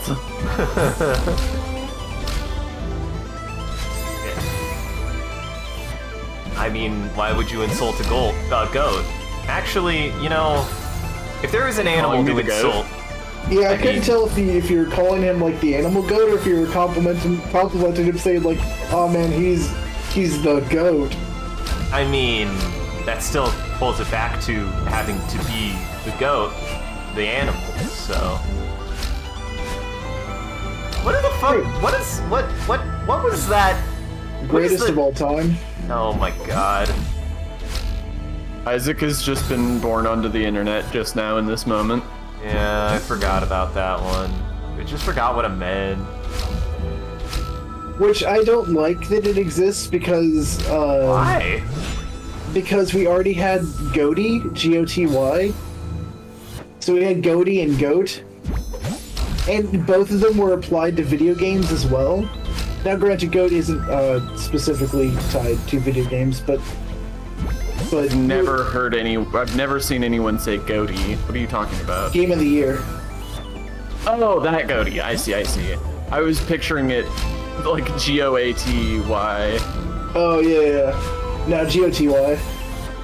Gotcha. Where you have like the Goat edition and the Goaty edition, and it's like, I hate that both of these are basically Goat. Well, it's okay. I mean, Battle Royales have also... nobody's using goat as an official like marketing term. And why aren't they? Why don't they have like a little goat that says that as like, why can't it be the Geico had the lizard? Who could have the goat? Can we have the goat? Who would be egotistical enough to say that they are to release greatest game of all time edition of one of their games? Skyrim would do that. Are you telling me Mr. Howard wouldn't make a version where it's been like 8,000 years and he's like, this is the only game that gets made anymore, so this is the game? Yeah, like they Futurama like stored. Todd Howard. I said Todd Tim. I don't know who They Tim do a Howard Game of is. the Decade version, probably. The fact that they haven't done Game of the Decade version is shocking. And called it God. Game of Decade. God Edition. The God Edition. It's so... And it just comes with like 80 mods. It's so funny because I could still see them doing it, right? And not even having an ounce of irony. Not even be like, yeah, Game of the Decade. Yeah, it's Game of the Decade. We like it. This game was so popular, we just made it again, but again. Like, that's all. Why did they make it so many times? Is there anything new anymore? Like, did they add anything to it, or is it just they've been making the same game again, but new somehow? Again, 50 times? Very minimal changes. Very minimal, Yeah. yeah. Like, one had, like, some DLC, one has some, like, maybe texture packs or something like that. One of them is in VR, one of them's on Yeah, one of them- Switch. It's an excuse to keep re-releasing it for new console generations. Yeah, Yes. and you're right, one of them was on VR, and one of them, I think, just had, like... Dude, the VR port is supposed to be pretty rough. Oh, It's one of that those makes things me where it's sad. like, you gotta mod it to work right, which it's like, yeah. come Wow! on, I get that VR is difficult, but like, If you're selling... you have if you're such a selling- gold mine. Like Subnautica, Yeah. I feel the same way. Like, you have such a gold mine putting this game in VR, and you just quarter-assed it. Yeah, Yeah. like of all things, it's like how many people would like? I would probably play Skyrim in VR just because of the novelty of VR. Like, Yeah, I mean, it's on my list to Yeah. play, and I don't even like Skyrim, but right? playing a giant immersive RPG in VR is fantastic. I would know. I played Morrowind in VR like a year ago. Yeah. We should try streaming that sometime because it sounded like rad as hell, honestly. I don't know what the VR. I don't know if the VR aspect of that experience would translate as much. You don't think? Was it super janky? It was a little janky. I just don't know. I don't know what me being in VR would add to the experience for anyone else.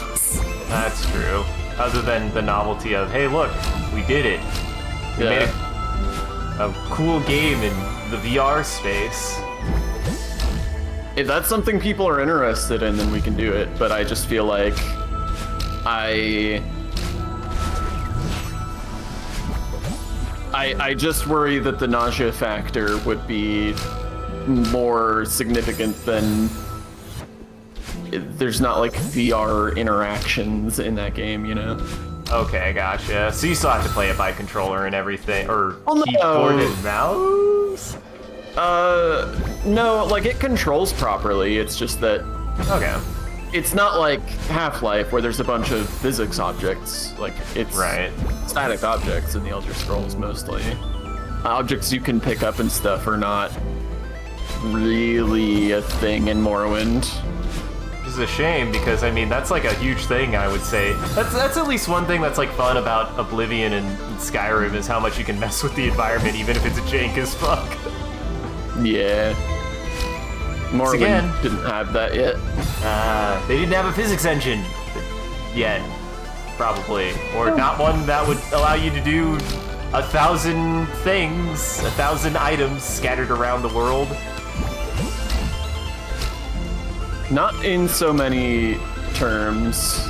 Yeah, because like Morrowind wasn't built with VR in mind. It was a couple years too early. Little behind the curve, unfortunately. It's a good thing Skyrim. Yeah. They future-proofed that baby. They had to. They needed to release it like 4 or 5 times. It's true. I want to say the most recent. What's up? To make sure that they could do a bad VR port. Don't worry, the next time that they re-port it to VR, it'll work better. It'll have some patches. Well, here's the reason why. Because they'll just do what they did with the most recent version of Skyrim and just release it with community mods attached to it. Yup. Cool. No, I'm a dumbass. I knew what I needed to do, and I did it wrong. Anyways. Yeah, that whole Creative Club, like, just, like, taking Creative Club's content and being like, hey, guys, this is a new version of Fallout 4 and a new version of Skyrim. It's like... What? Yeah. That's... Wow. That no was respect. the most...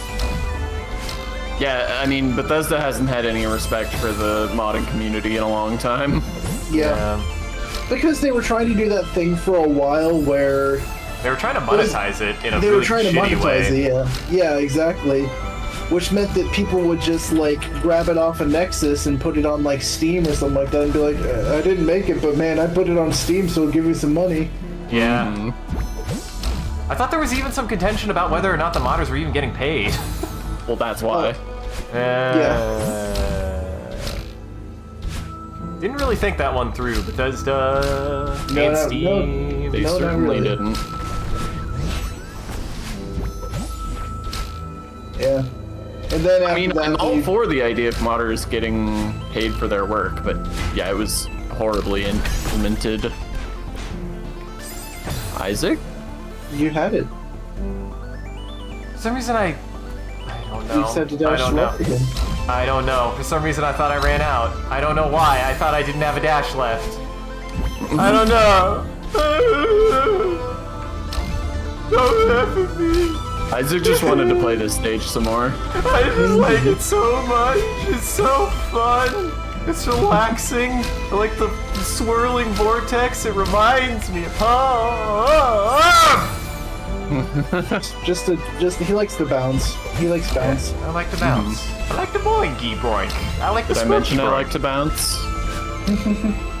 Now let's bounce. Bounce. One thing, I need to bounce.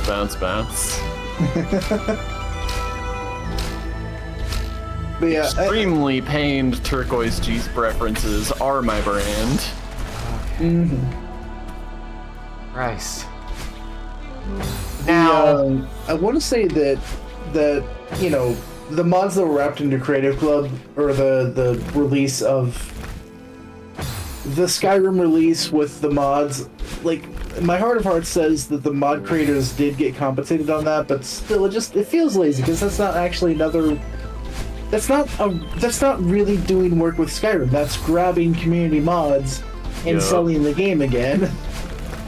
that'd be like if John Romero just bundled a bunch of mods Like some, into a package of Doom, and then went, "Hey, we made a new Doom. Hey, we made a new Doom." Or like we made an update to Doom, and it's like, well, yes, and it has like my house on it. Yeah. No, it has my house on it, but it's like a sick. It's a secret feature that people have to crawl their way into.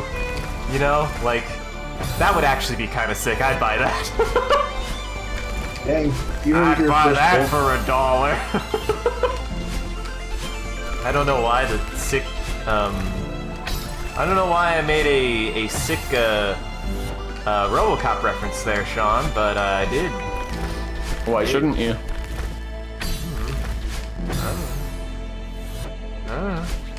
Why are we ever not making a RoboCop reference? Yeah! This is a good try. I saw what you tried. I appreciated it. It is the way. Ah, too soon. Too soon. Ah! Oh, I'm just making Oh, weird it's noises. so angry. Oh, God! Damn, fuck. Yeah, got it this time, fellas. This is so. This is making my thumbs hurt. Oh yeah. This is making my tummy hurt. You got that like sympathetic tummy. Do you have that empathetic tummy? You feel empathy for my situation right now, Sean? Oh no! Why so many in a row? You monster! Why would you make me do this? This has to be the last room based on that. Come on now, that's so much to ask. There might be there might be one last room after this, but I want to say that. Didn't you? So were you saying that like the last section had some rooms that took you like a long ass time, or like one of them next? Like I'm close to the last room that took you almost that might take us an entire stream. You are pretty close to. I keep on misremembering how much content there is, but I want to say at this point you're pretty stinking close to the last room that will, and that last room could possibly take you like 2 hours. Wow. Holy shit. Well, we might get there tonight at least. That'll be fun. I think we'll get there tonight, yeah. I actually think we'll get to the last room tonight. Especially if we go for another, half hour, something like that, yeah. Oh, man. Yeah, I don't have a lot of concern as to whether we're going to get to that room. I'm not sure if we'll beat Celeste tonight. I don't know. For Keep some on- context for you, Isaac, Yeah. in this long play of Chapter 9, you are... The point that you are at right now is... Huh? No! No! 4 minutes from the end. Oh my Wow. god. In a Wow. long play, so this is somebody who's good as fuck and just like going straight through it. That's actually really impressive. That is really close to the end. How long is the video? Like a half an hour or 45 minutes or something like that? Yeah, it's like 40 minutes. Yeah, that's really close, actually. Damn. And I feel like I'm feeling like this room. This room is either the second to the last, or sorry, it's either 2 away from the last room, or it's next to the last. I think it's 2 away. Oh my god. I want to say there's like a more climactic. Actually, it might be 3 away now that I think about it, because I want to say. Shit. Sorry. No, you're good. You You're guys- good. you Keep guys talking. were in- you were You're in not the zone. distracting me. Don't worry. Just keep talking. Because I want to say there was this room, a more climactic room, and then a less climactic room after that. That was like the room before the last room.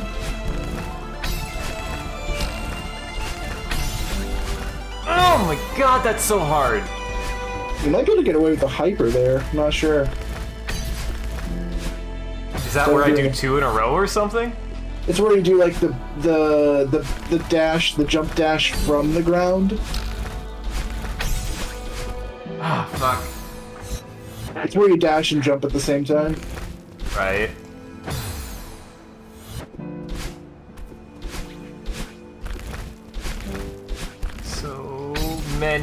So many wave dashes. So many. Yeah. This room is made of wave dashes. Yeah, I mean, as soon as they teach you the mechanic formally, all bets are off. They can make you do it 1,000 times at that point, and they do. They went, you learned this now, huh? Huh? You know how to do this now, huh? Yeah, I sure do.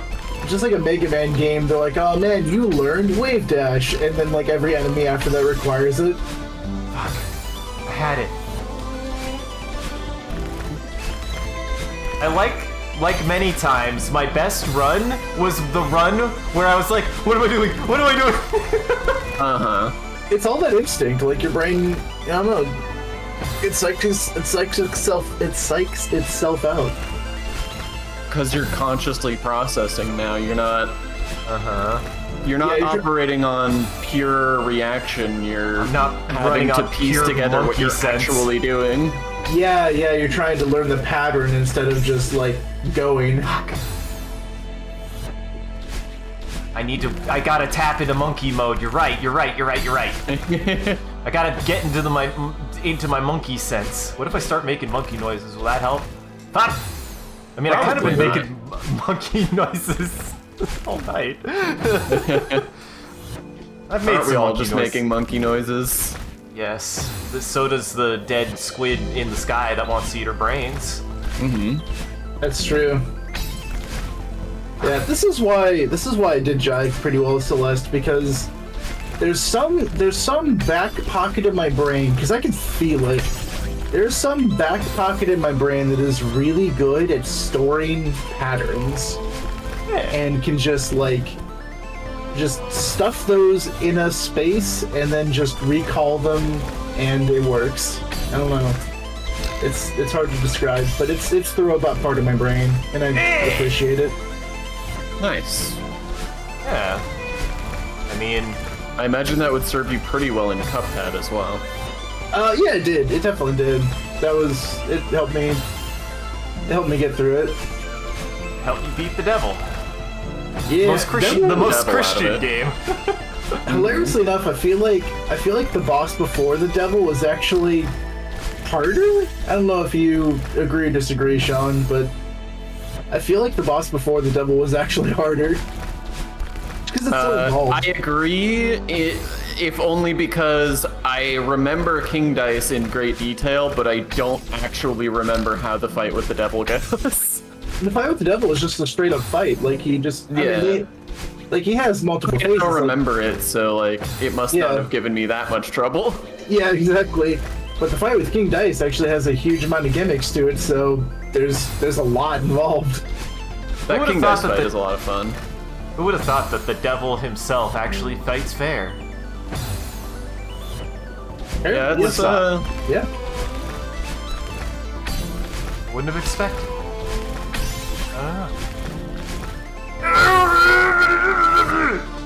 Close. Sorry, I was very close. Yeah, I definitely wouldn't call it anticlimactic, but I did definitely feel like King Dice was the greater challenge for sure. Yeah, Devil is certainly not the hardest fight in that game. He ain't even in the top 3. And I'm gonna finally play Cuphead, and I'm gonna get stuck at the devil, and I'm gonna get mad at you guys. It's not that bad. At this point, would you still want to 2-man it, or do you want to 1-man it? I don't care. I mean, I'm down for either. I don't have any video game stock of whether or not I'm gonna beat Cuphead by myself. Why would I not want to play with my friends? His point is more, would you be cool with playing somebody who has beaten the game and would probably end up accidentally carrying?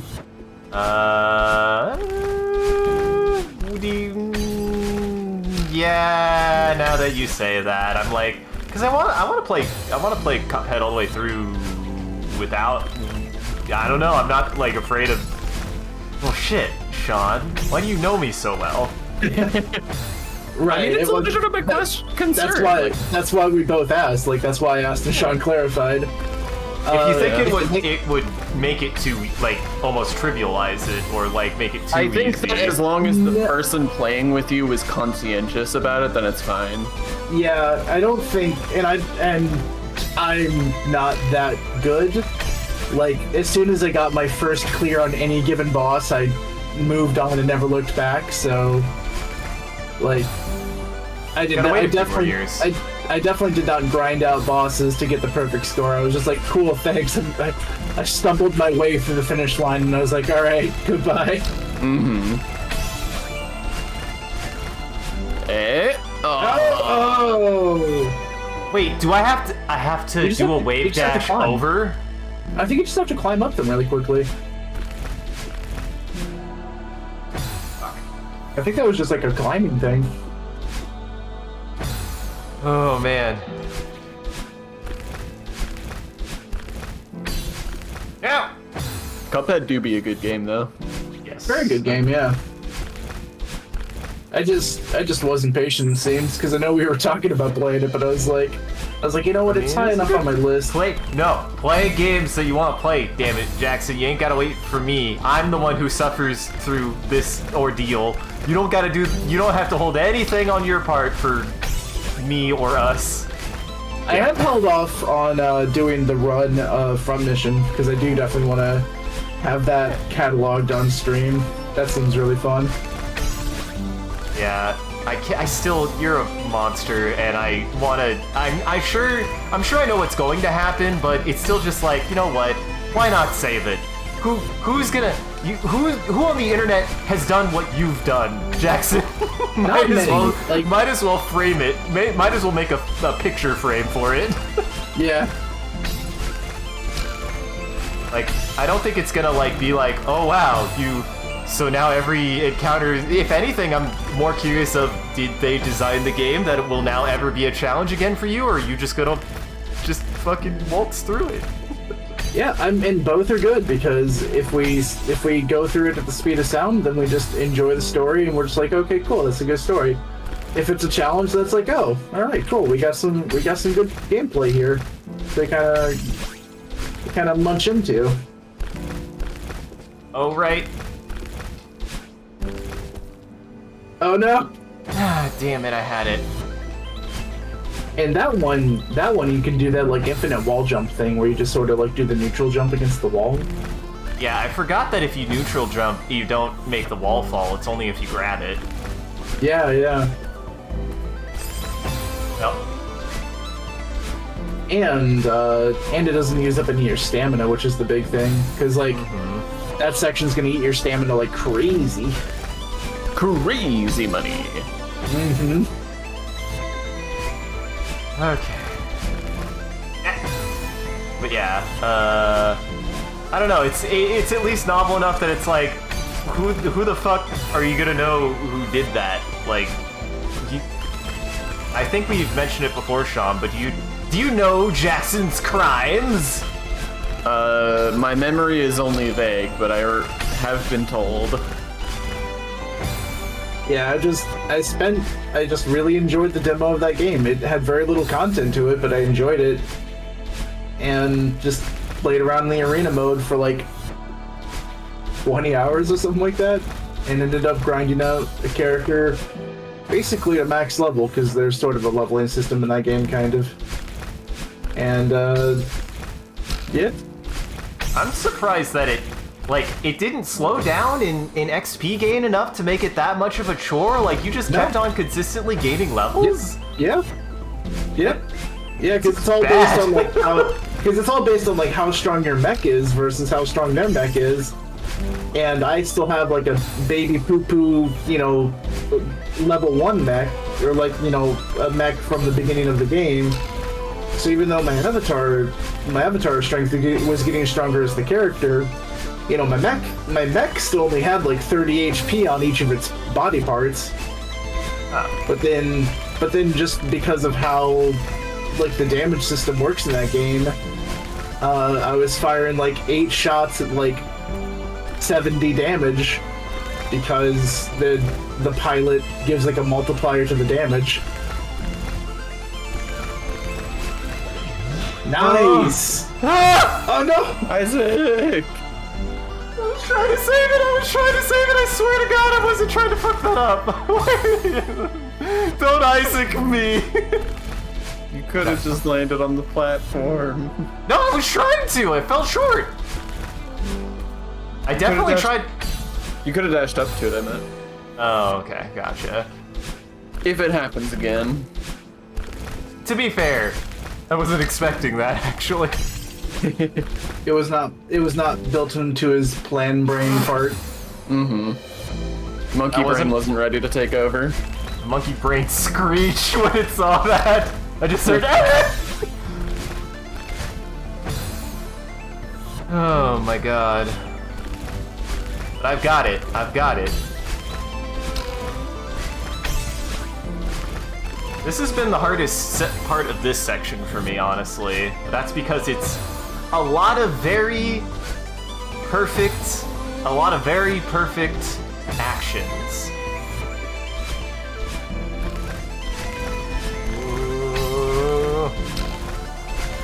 Alternate stream title, a lot of very perfect actions. That's a pretty good one too, yeah. Send it to me just in case, because that one was... Listen, I like How to Milk Your Dragon, but, you know, that one was a trial to get to, and this one slipped out, and you liked it immediately. Ah! Also, How to Milk Your Dragon sounds like it could be... If you are about to say what I think you're about to say, that's the joke. Okay. Yeah, it seemed like there could be like a dirty undertone to it. You don't want to talk about your dragon's mommy milkers? You don't want to talk about dragon milk? Good for the bones, good for the soul. Don't want to know where it come from, though. Whoa. Excuse you?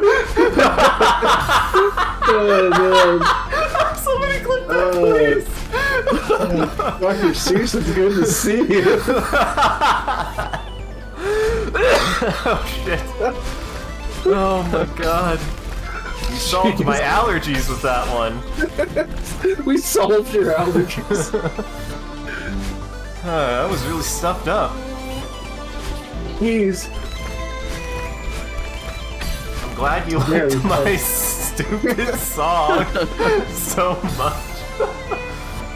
Holy shit. It was just delightfully, like, out of place. Like, it was... Yeah, it came out of absolutely nowhere. Yeah. This is what I'm channeling. This is what I have to do to keep my sanity in this game that does seemingly want to give me carpal tunnel and make me lose my thumbs. God, I wish I was a koala, because then I would at least have 2 thumbs to work with. You have 2 thumbs. Yeah, you do have 2 whole thumbs, though. Okay, assholes. 4 thumbs. 4 thumbs to use. I'm talking about 2 thumbs on one hand, but whatever. 4 thumbs and 7 years ago, our forefathers' 4 thumbs. Leather belt. Leather belt. It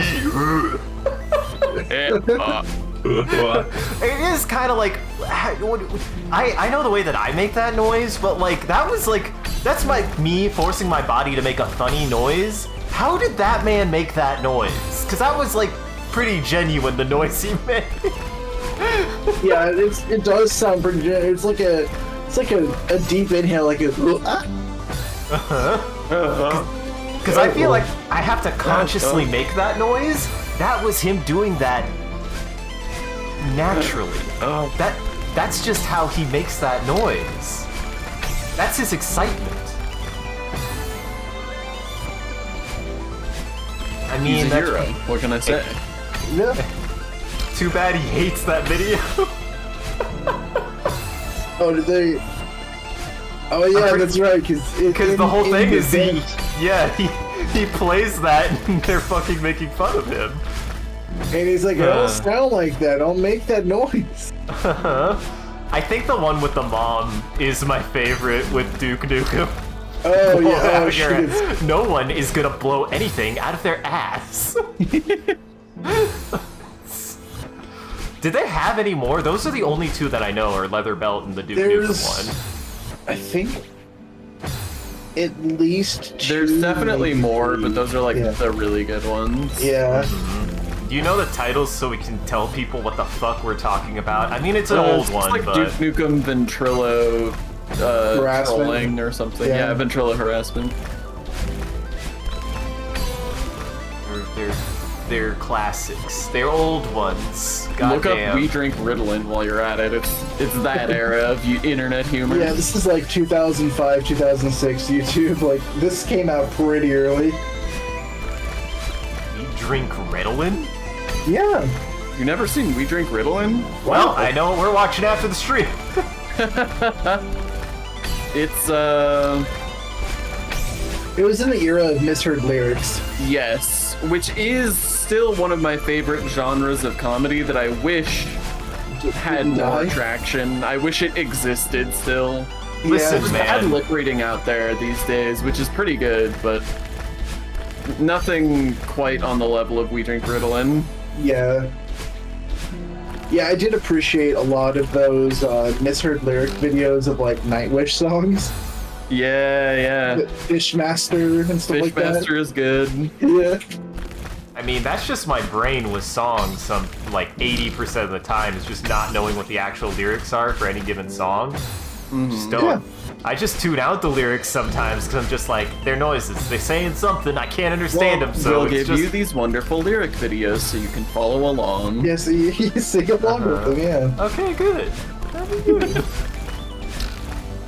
I will warn you, We Drink Ritalin is very of its time, which is to say, there's a lot of Hitler in it. Good. Oh yeah, that's true. But you know, take the good Hey, with the man. bad with old internet stuff. Hey man, we saw at least one Nazi joke that was funny within the last 2 months, Sean. I'm not saying you can't make Nazi Germany jokes. I'm saying that the old internet wasn't doing it. Oh yeah, that's fair. They were not necessarily, yeah, fair enough. It was an older time. It was a wilder time. I would say I don't miss those days, but I just think it's because the internet now is bad in a different way. Everything's bad in a slightly different way. Boy, that's a good stream title too. Whoa. Speed running down. This room is full of one-liners. Fucking Christ. So there's an object in the background of this room that I want to point out next time you die. Yeah? What do you think is going on with this robot head with like a leaf cloak? Yeah. Huh. Oh shit, I put that up. That's a good stream title. I mean, here, I'll do this for you. It's like on a rock? It's like a robot head stuck on a rock. Yeah. Yeah. Like a broken asteroid.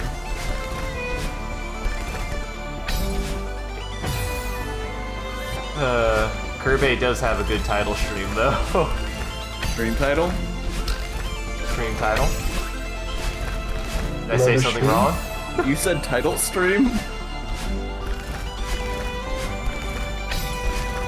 All This right, has been sort everybody. of a stream of titles, so...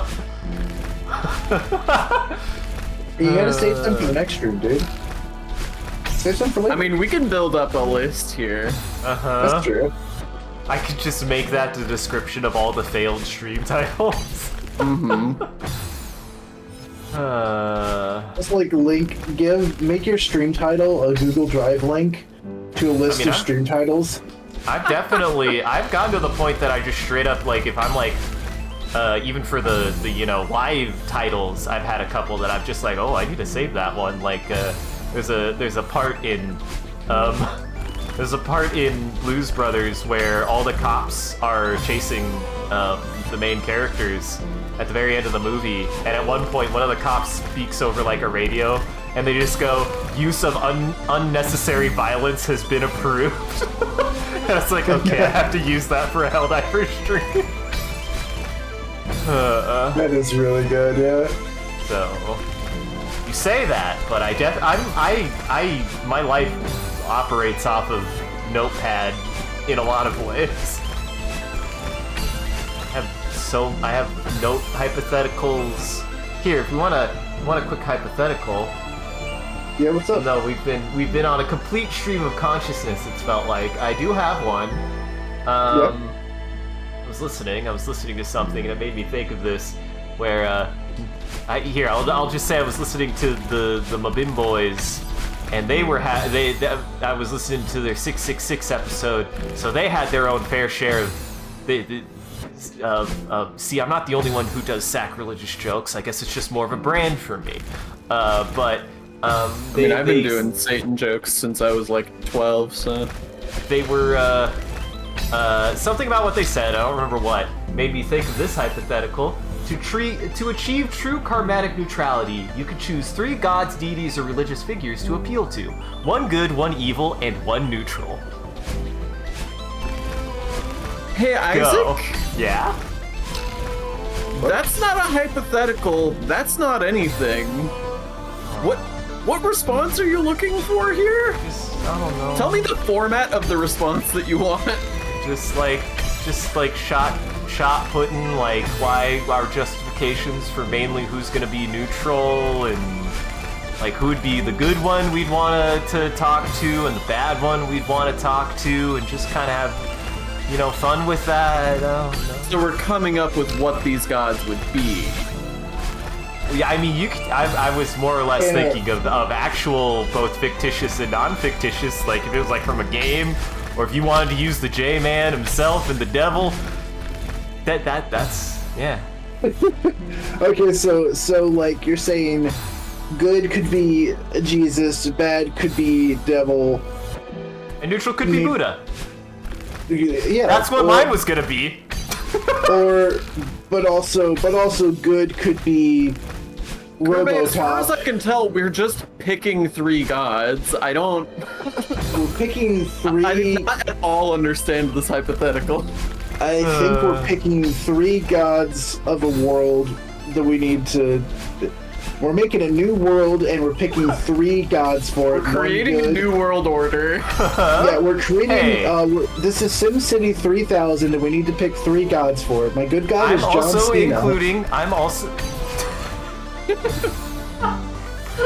Okay. Alright. No. I like where you've taken my hypothetical a lot better than where I even had planned. So no, keep going. My good god is John Cena. My bad god is who's Sean Cena's Antichrist? Who's Anti? My bad god is Nathan Fielder. Yeah, that's true. That just works. Okay, and who's your neutral god?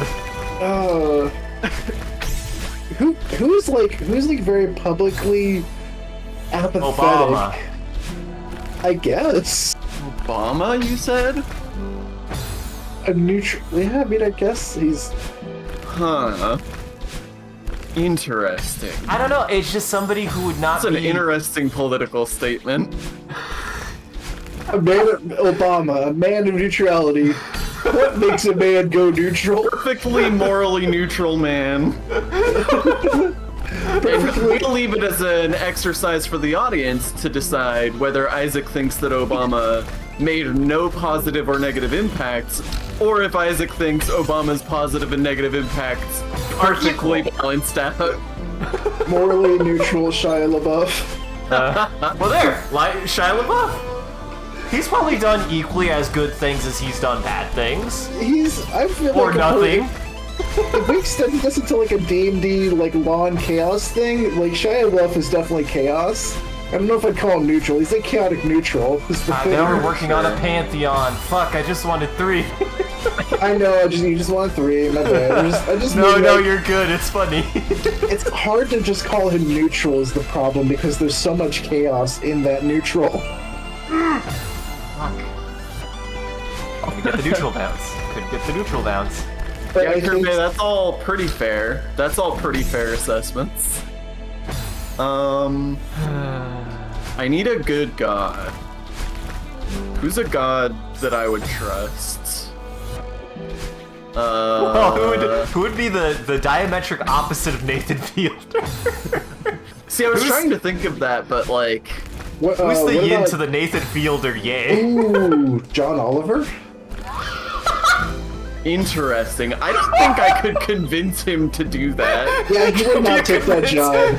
John Oliver, can you be God? Are you I want to Washington situation? Like, the only person who just should be president is the person who doesn't want to be? That's a really good point. I like that. Oh my So in that case, I talked myself into it. It's John Oliver. it's John Oliver, yeah. It's one of those where they cannot refuse the job that we offer them. They have to accept it. Like aliens are starting this new planet and taking 3 people to be the gods of it. Christ. And then my neutral is Brian David Gilbert. Ooh, that's actually pretty good.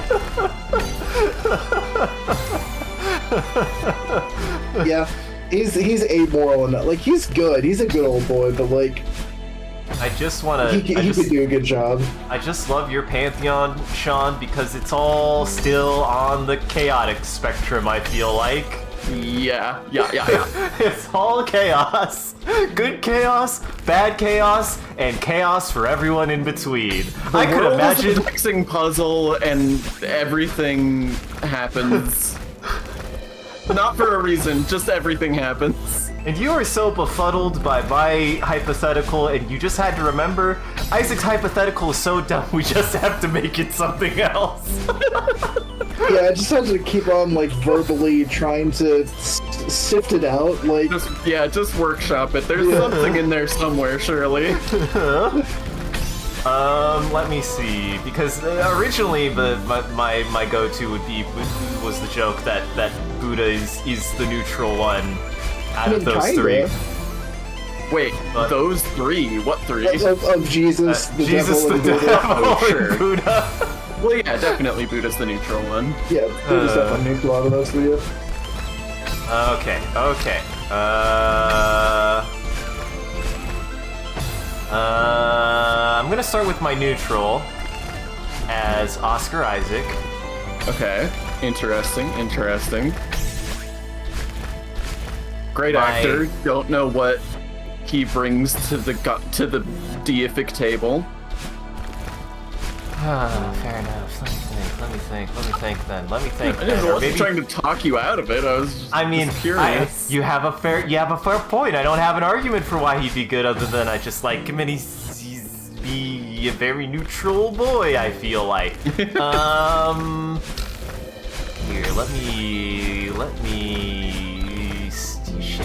let me think for a second. You want to think, I do want to vocalize a workshop, because Nathan Fielder is Sean's evil god. I want to think of an evil, because like, I'm going to stick with John Cena, because I already said it, so I'm not going to back down, of course. I mean, he's a good pick. He's a good pick. He's a good pick for a good god.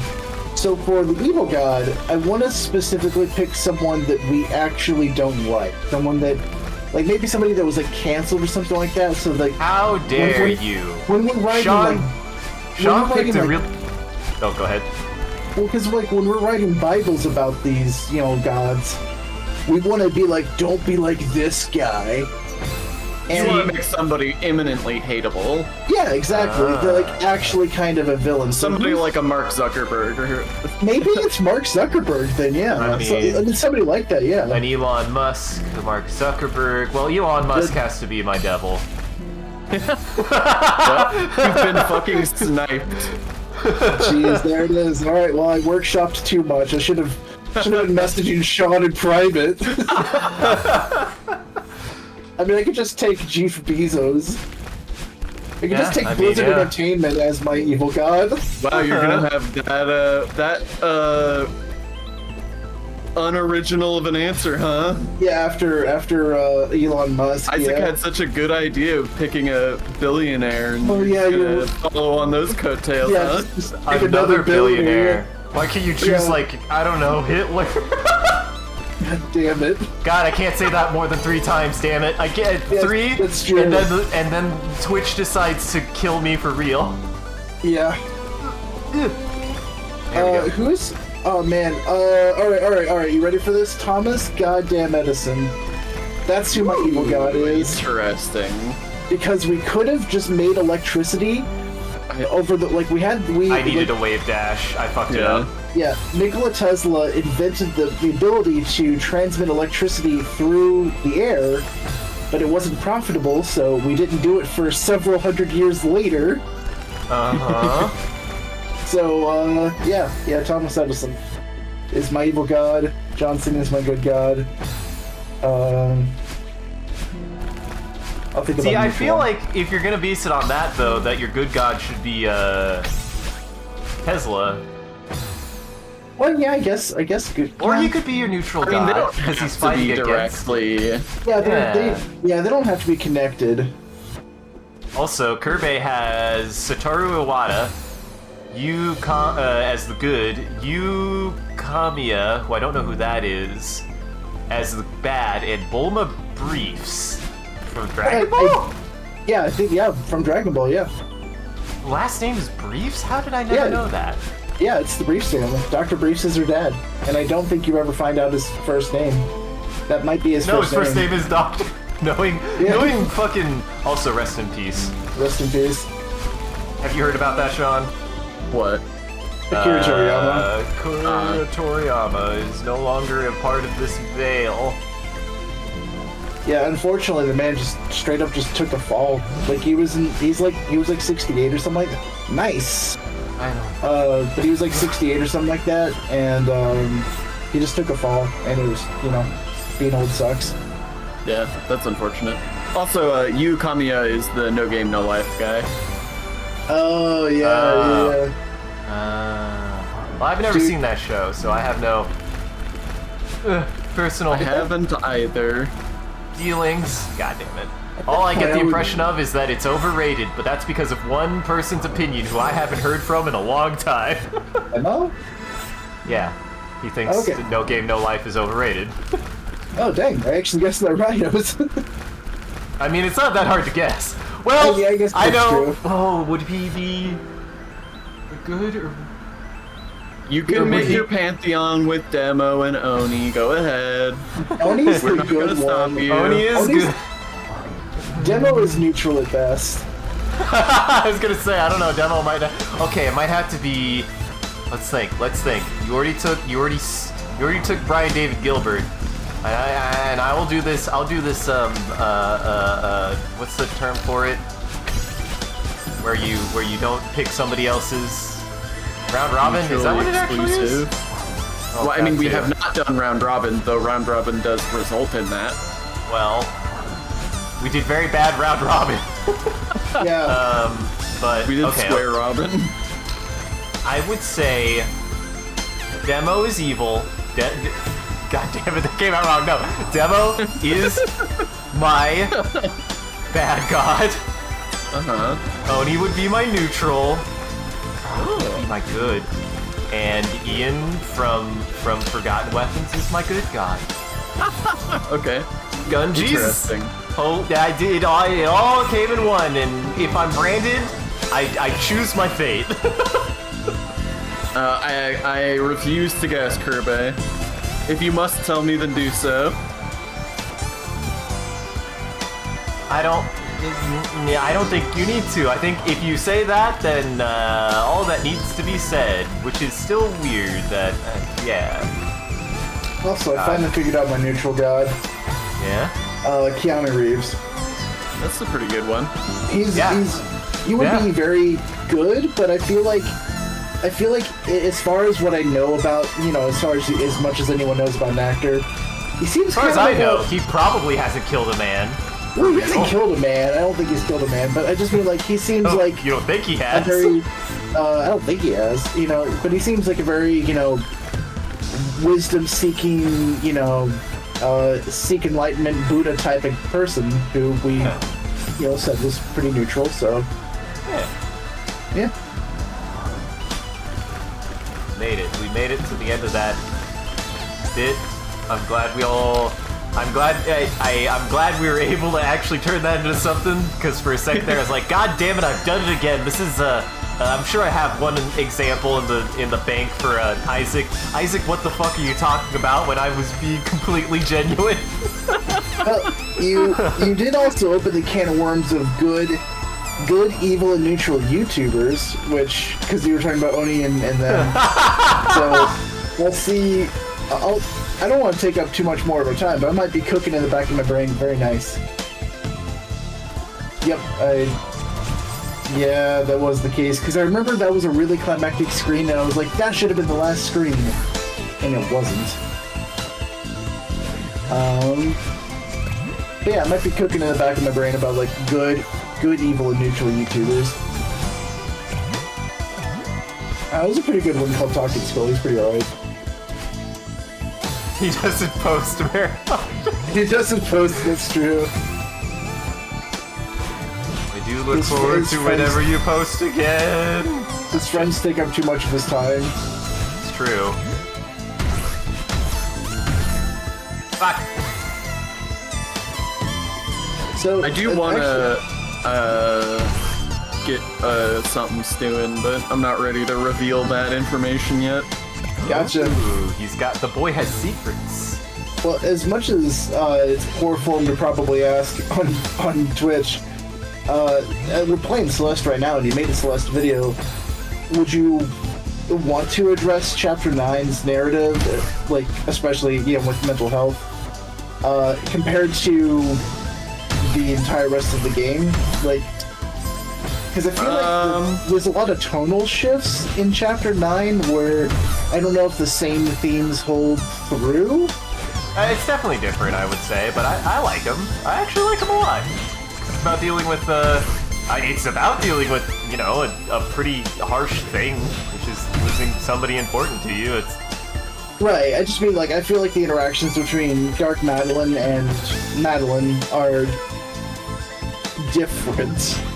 Yeah, I found the narrative of Chapter 9 kind of weird. I didn't have a strong reaction to it, but in fairness, I didn't have a strong reaction to the base game when I first played it either, so I don't know.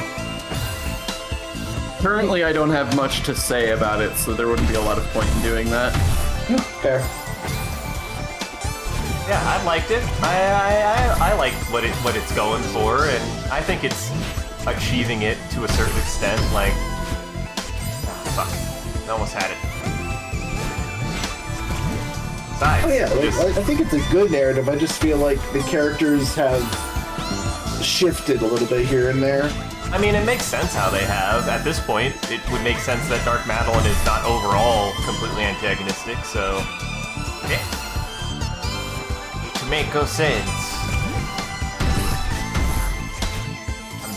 I need to go right. I keep on psyching myself out because I feel like I've tried and I die every... Okay, I need to be a little bit more precise, but I think I've got it. Kermit thinks there should have been more spinning saws in this chapter. Yeah, you're right. Like, what is this floor that we're starting on? Why wasn't that a spinning saw? What floor, Sean? Yeah, the one you start standing on. Oh yeah, fair point. It's funny, we haven't done Meat Boy either. I have Meat Boy. I've been Meat Boy's meaning good. to. Yeah. You've played Very it before, right? Yeah, I want to say I've played at least the first chapter twice. Oh, you've never finished it?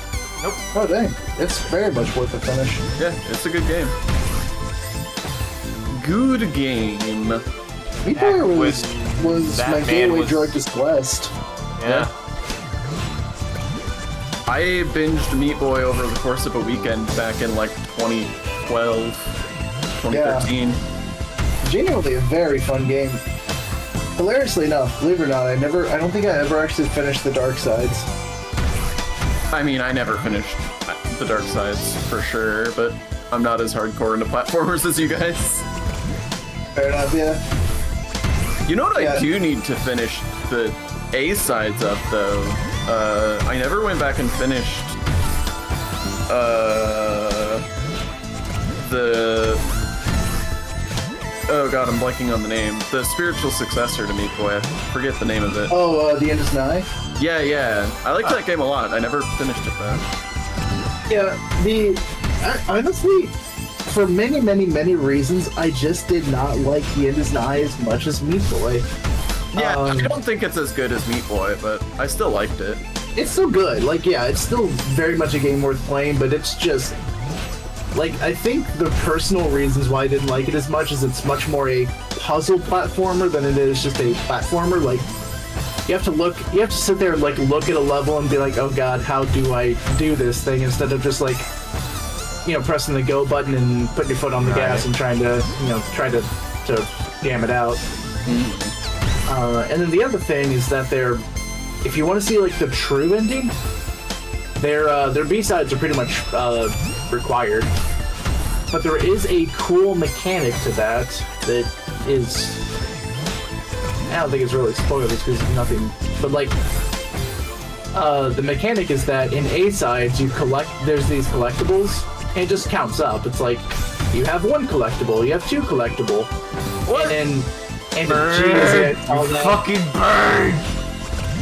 And in the B-sides, those collectibles start counting down, and they become your lives for the B-sides. Oh? Yeah. And so if you fail the B-sides, you just get kicked out. You get kicked back to the A-side. So the first half of the game, there's no life mechanic. There's just, you know, playing the game. But in the B-sides, there is actually a life mechanic to where if you don't beat the B-sides within the amount of lives you have, then you just get kicked back to the beginning, basically, of the B-sides. Right. I don't know how I feel about that. There was just a lot of experiment like that. I don't know. I think both those like mechanics or the way they're designed just made me like it less. Yeah, I do think that the lives mechanic there it's very much a designer's mechanic, which is to say, it's a design that's sort of clever and elegant, but that isn't actually fun.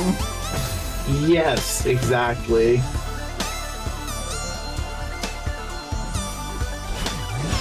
Right. Like And I want to say, it's there to try to add tension, but not there to actually make the experience overall better. yeah.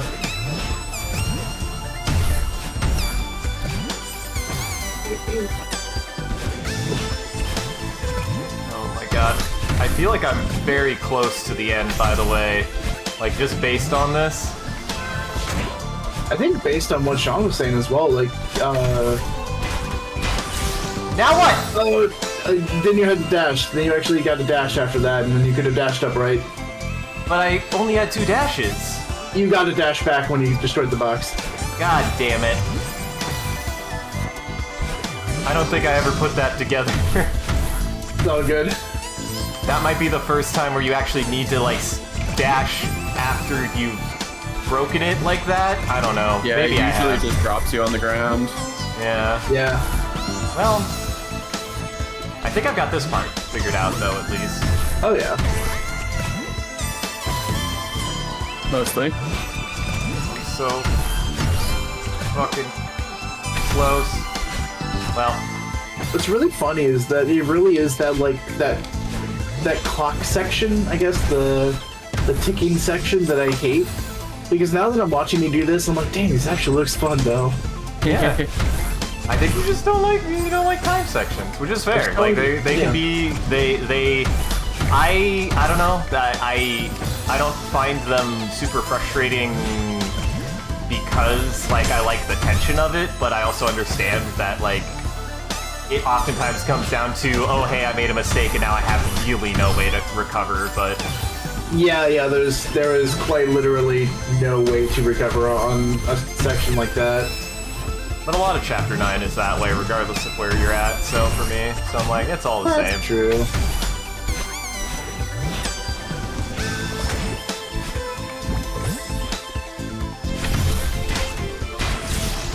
Okay. Nice. And I it think- keeps going. And I want to say... Okay, go I don't know anymore. I was about to say, I want to say this is like one of the last 2, but I've been wrong every single time, so... John, what does the long play say? Oh, I haven't looked. I don't have it up anymore. Let me take a look. This might be the last room. It's not the last room, but it's the room before the... Because the last room, they'll tell you. That's fair.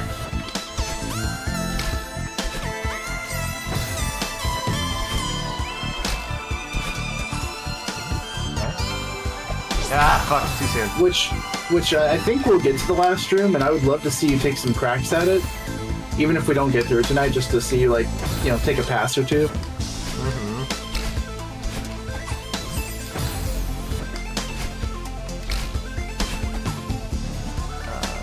Alright. Oh god, I got a wave dash there. Oh my god. I have to do that wall dash thing, yeah. Do a wall bounce, yeah. Well, You have made 1 minute's worth of progress. out of 4? Yeah. I want to say that final room, though, is probably, like, 2 minutes, though, if I'm not mistaken. Okay. Nice. Alright.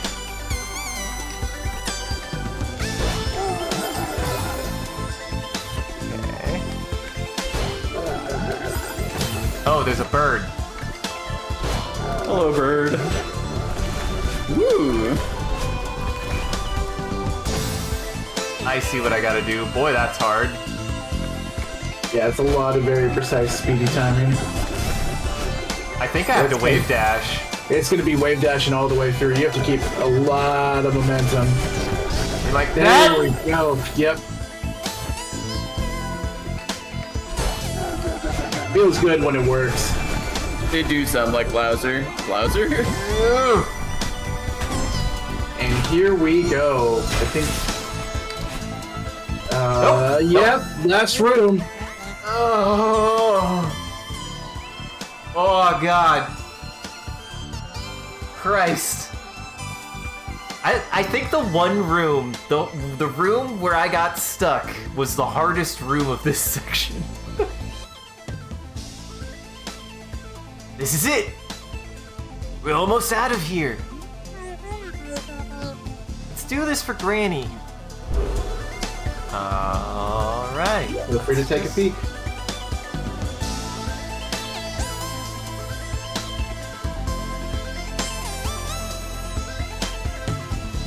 Just keeps going, huh? Oh, it's still going. It just keeps going, huh? Oh, yeah. It just keeps going, huh? Yep, and there you go. That's the end. Yeah, just do that. Okay, I think we have one more stream, guys. Oh yeah, that's what I was telling you. The last stream takes like 2 hours, I would say. Like rough estimate, rough estimate, you know.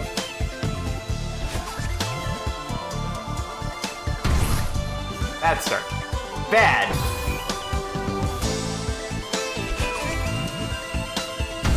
Okay. Now. Oh, I have to. You have to let go and dash into it. Yeah. You have a checkpoint for. You have a checkpoint for this room, so you can quit out and go back in and do whatever you want. So. Right. Holy moly, though! But we made it. But we made it. I'll give it a couple tries, but Holy shit. Guys. Oh, yeah. Fucking Christ.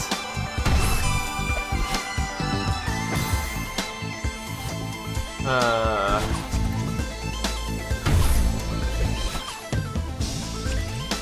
how long did it take them to get through this room, Sean? I mean, 2 or 3 minutes. Oh Yeah, my god. It is a 2 or 3 minute room, yeah. 2 or 3 minutes of not fucking up.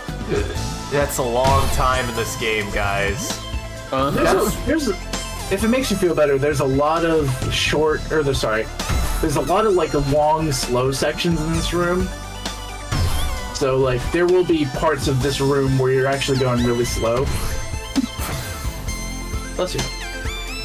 That wasn't a sneeze, that was me blowing a raspberry. My wife. Okay, fine, fuck you. That's not in the way.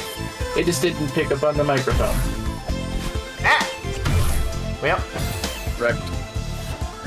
that block sounds like Bowser? Which block? Oh, wait. Yeah, The block, yeah. This his one I was name? talking about Bowser earlier. Oh, now I understand. Listen, I'm the Sean, only one who reads chat. I was just still... I was Isaac still was in... dealing with some shit. Yeah, I was trying to... No! Oh yeah, God you're damn. pretty close actually. You're able to recover from that a little bit. I was trying to cope, okay? I was trying to cope with what I was being affronted with, Sean. Yeah, this is an overwhelming room to just look at.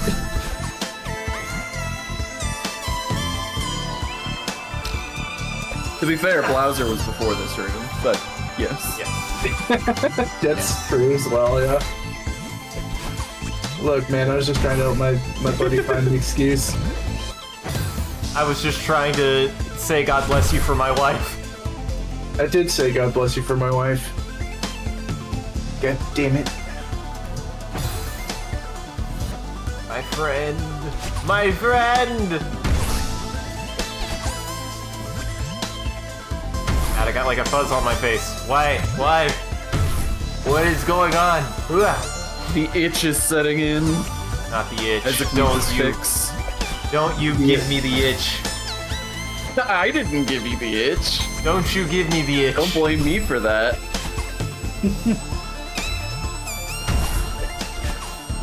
I'm clean. Okay. Alright. Ah, shit. I think if I would've... I almost had that. I had an Yeah, 'cause idea, all- but I went the wrong way. Whoop! Yeah, because you just have to grab it and kind of gravitate left and then throw it and dash into it again. Diagonally dash. Back!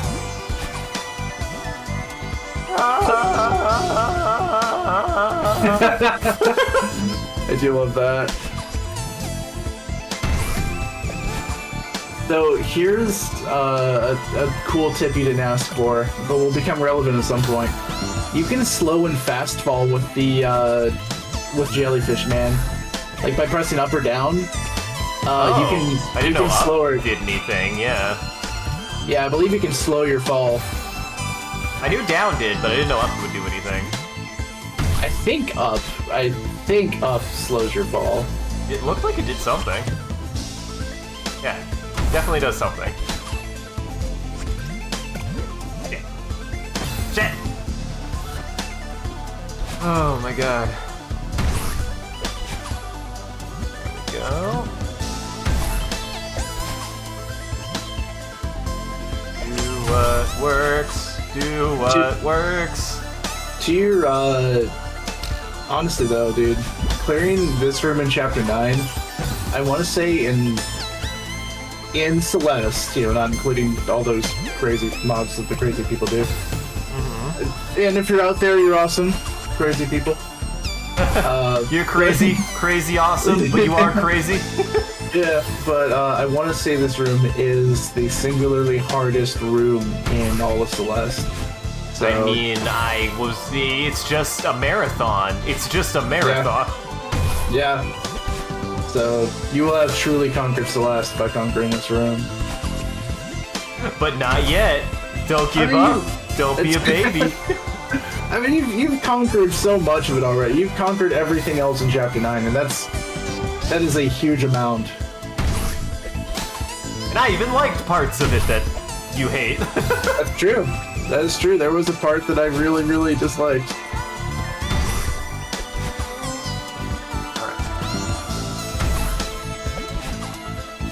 There we go.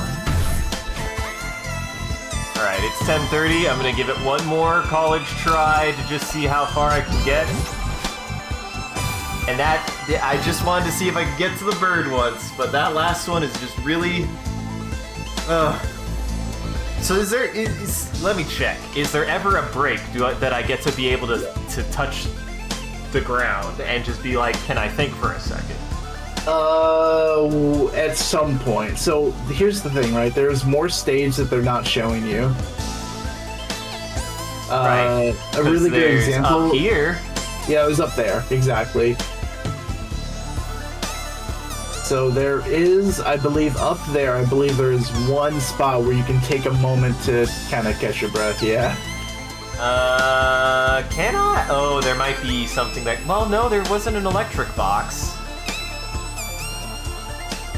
Now, the electric box is all the way at the end. Now...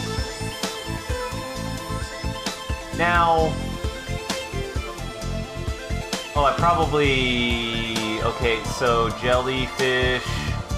And then here... Something... And then here's something. Oh my god.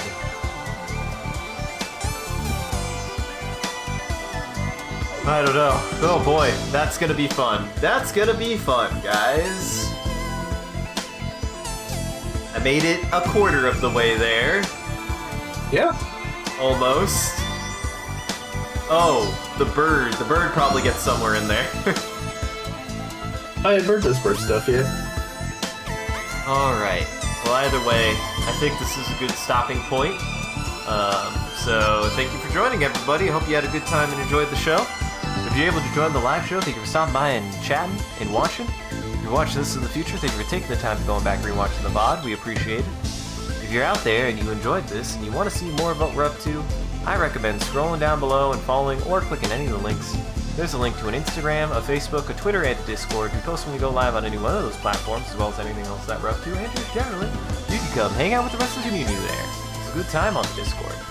Speaking of which, shout out to our community there and everyone who follows. You guys are a wonderful audience, and we appreciate you. If we do anything particularly entertaining in our movie, feel free to clip it and share it on the internet. Just make sure also hashtag with MCCanary, or link it back to the stream, so people can find more of the good stuff we do here.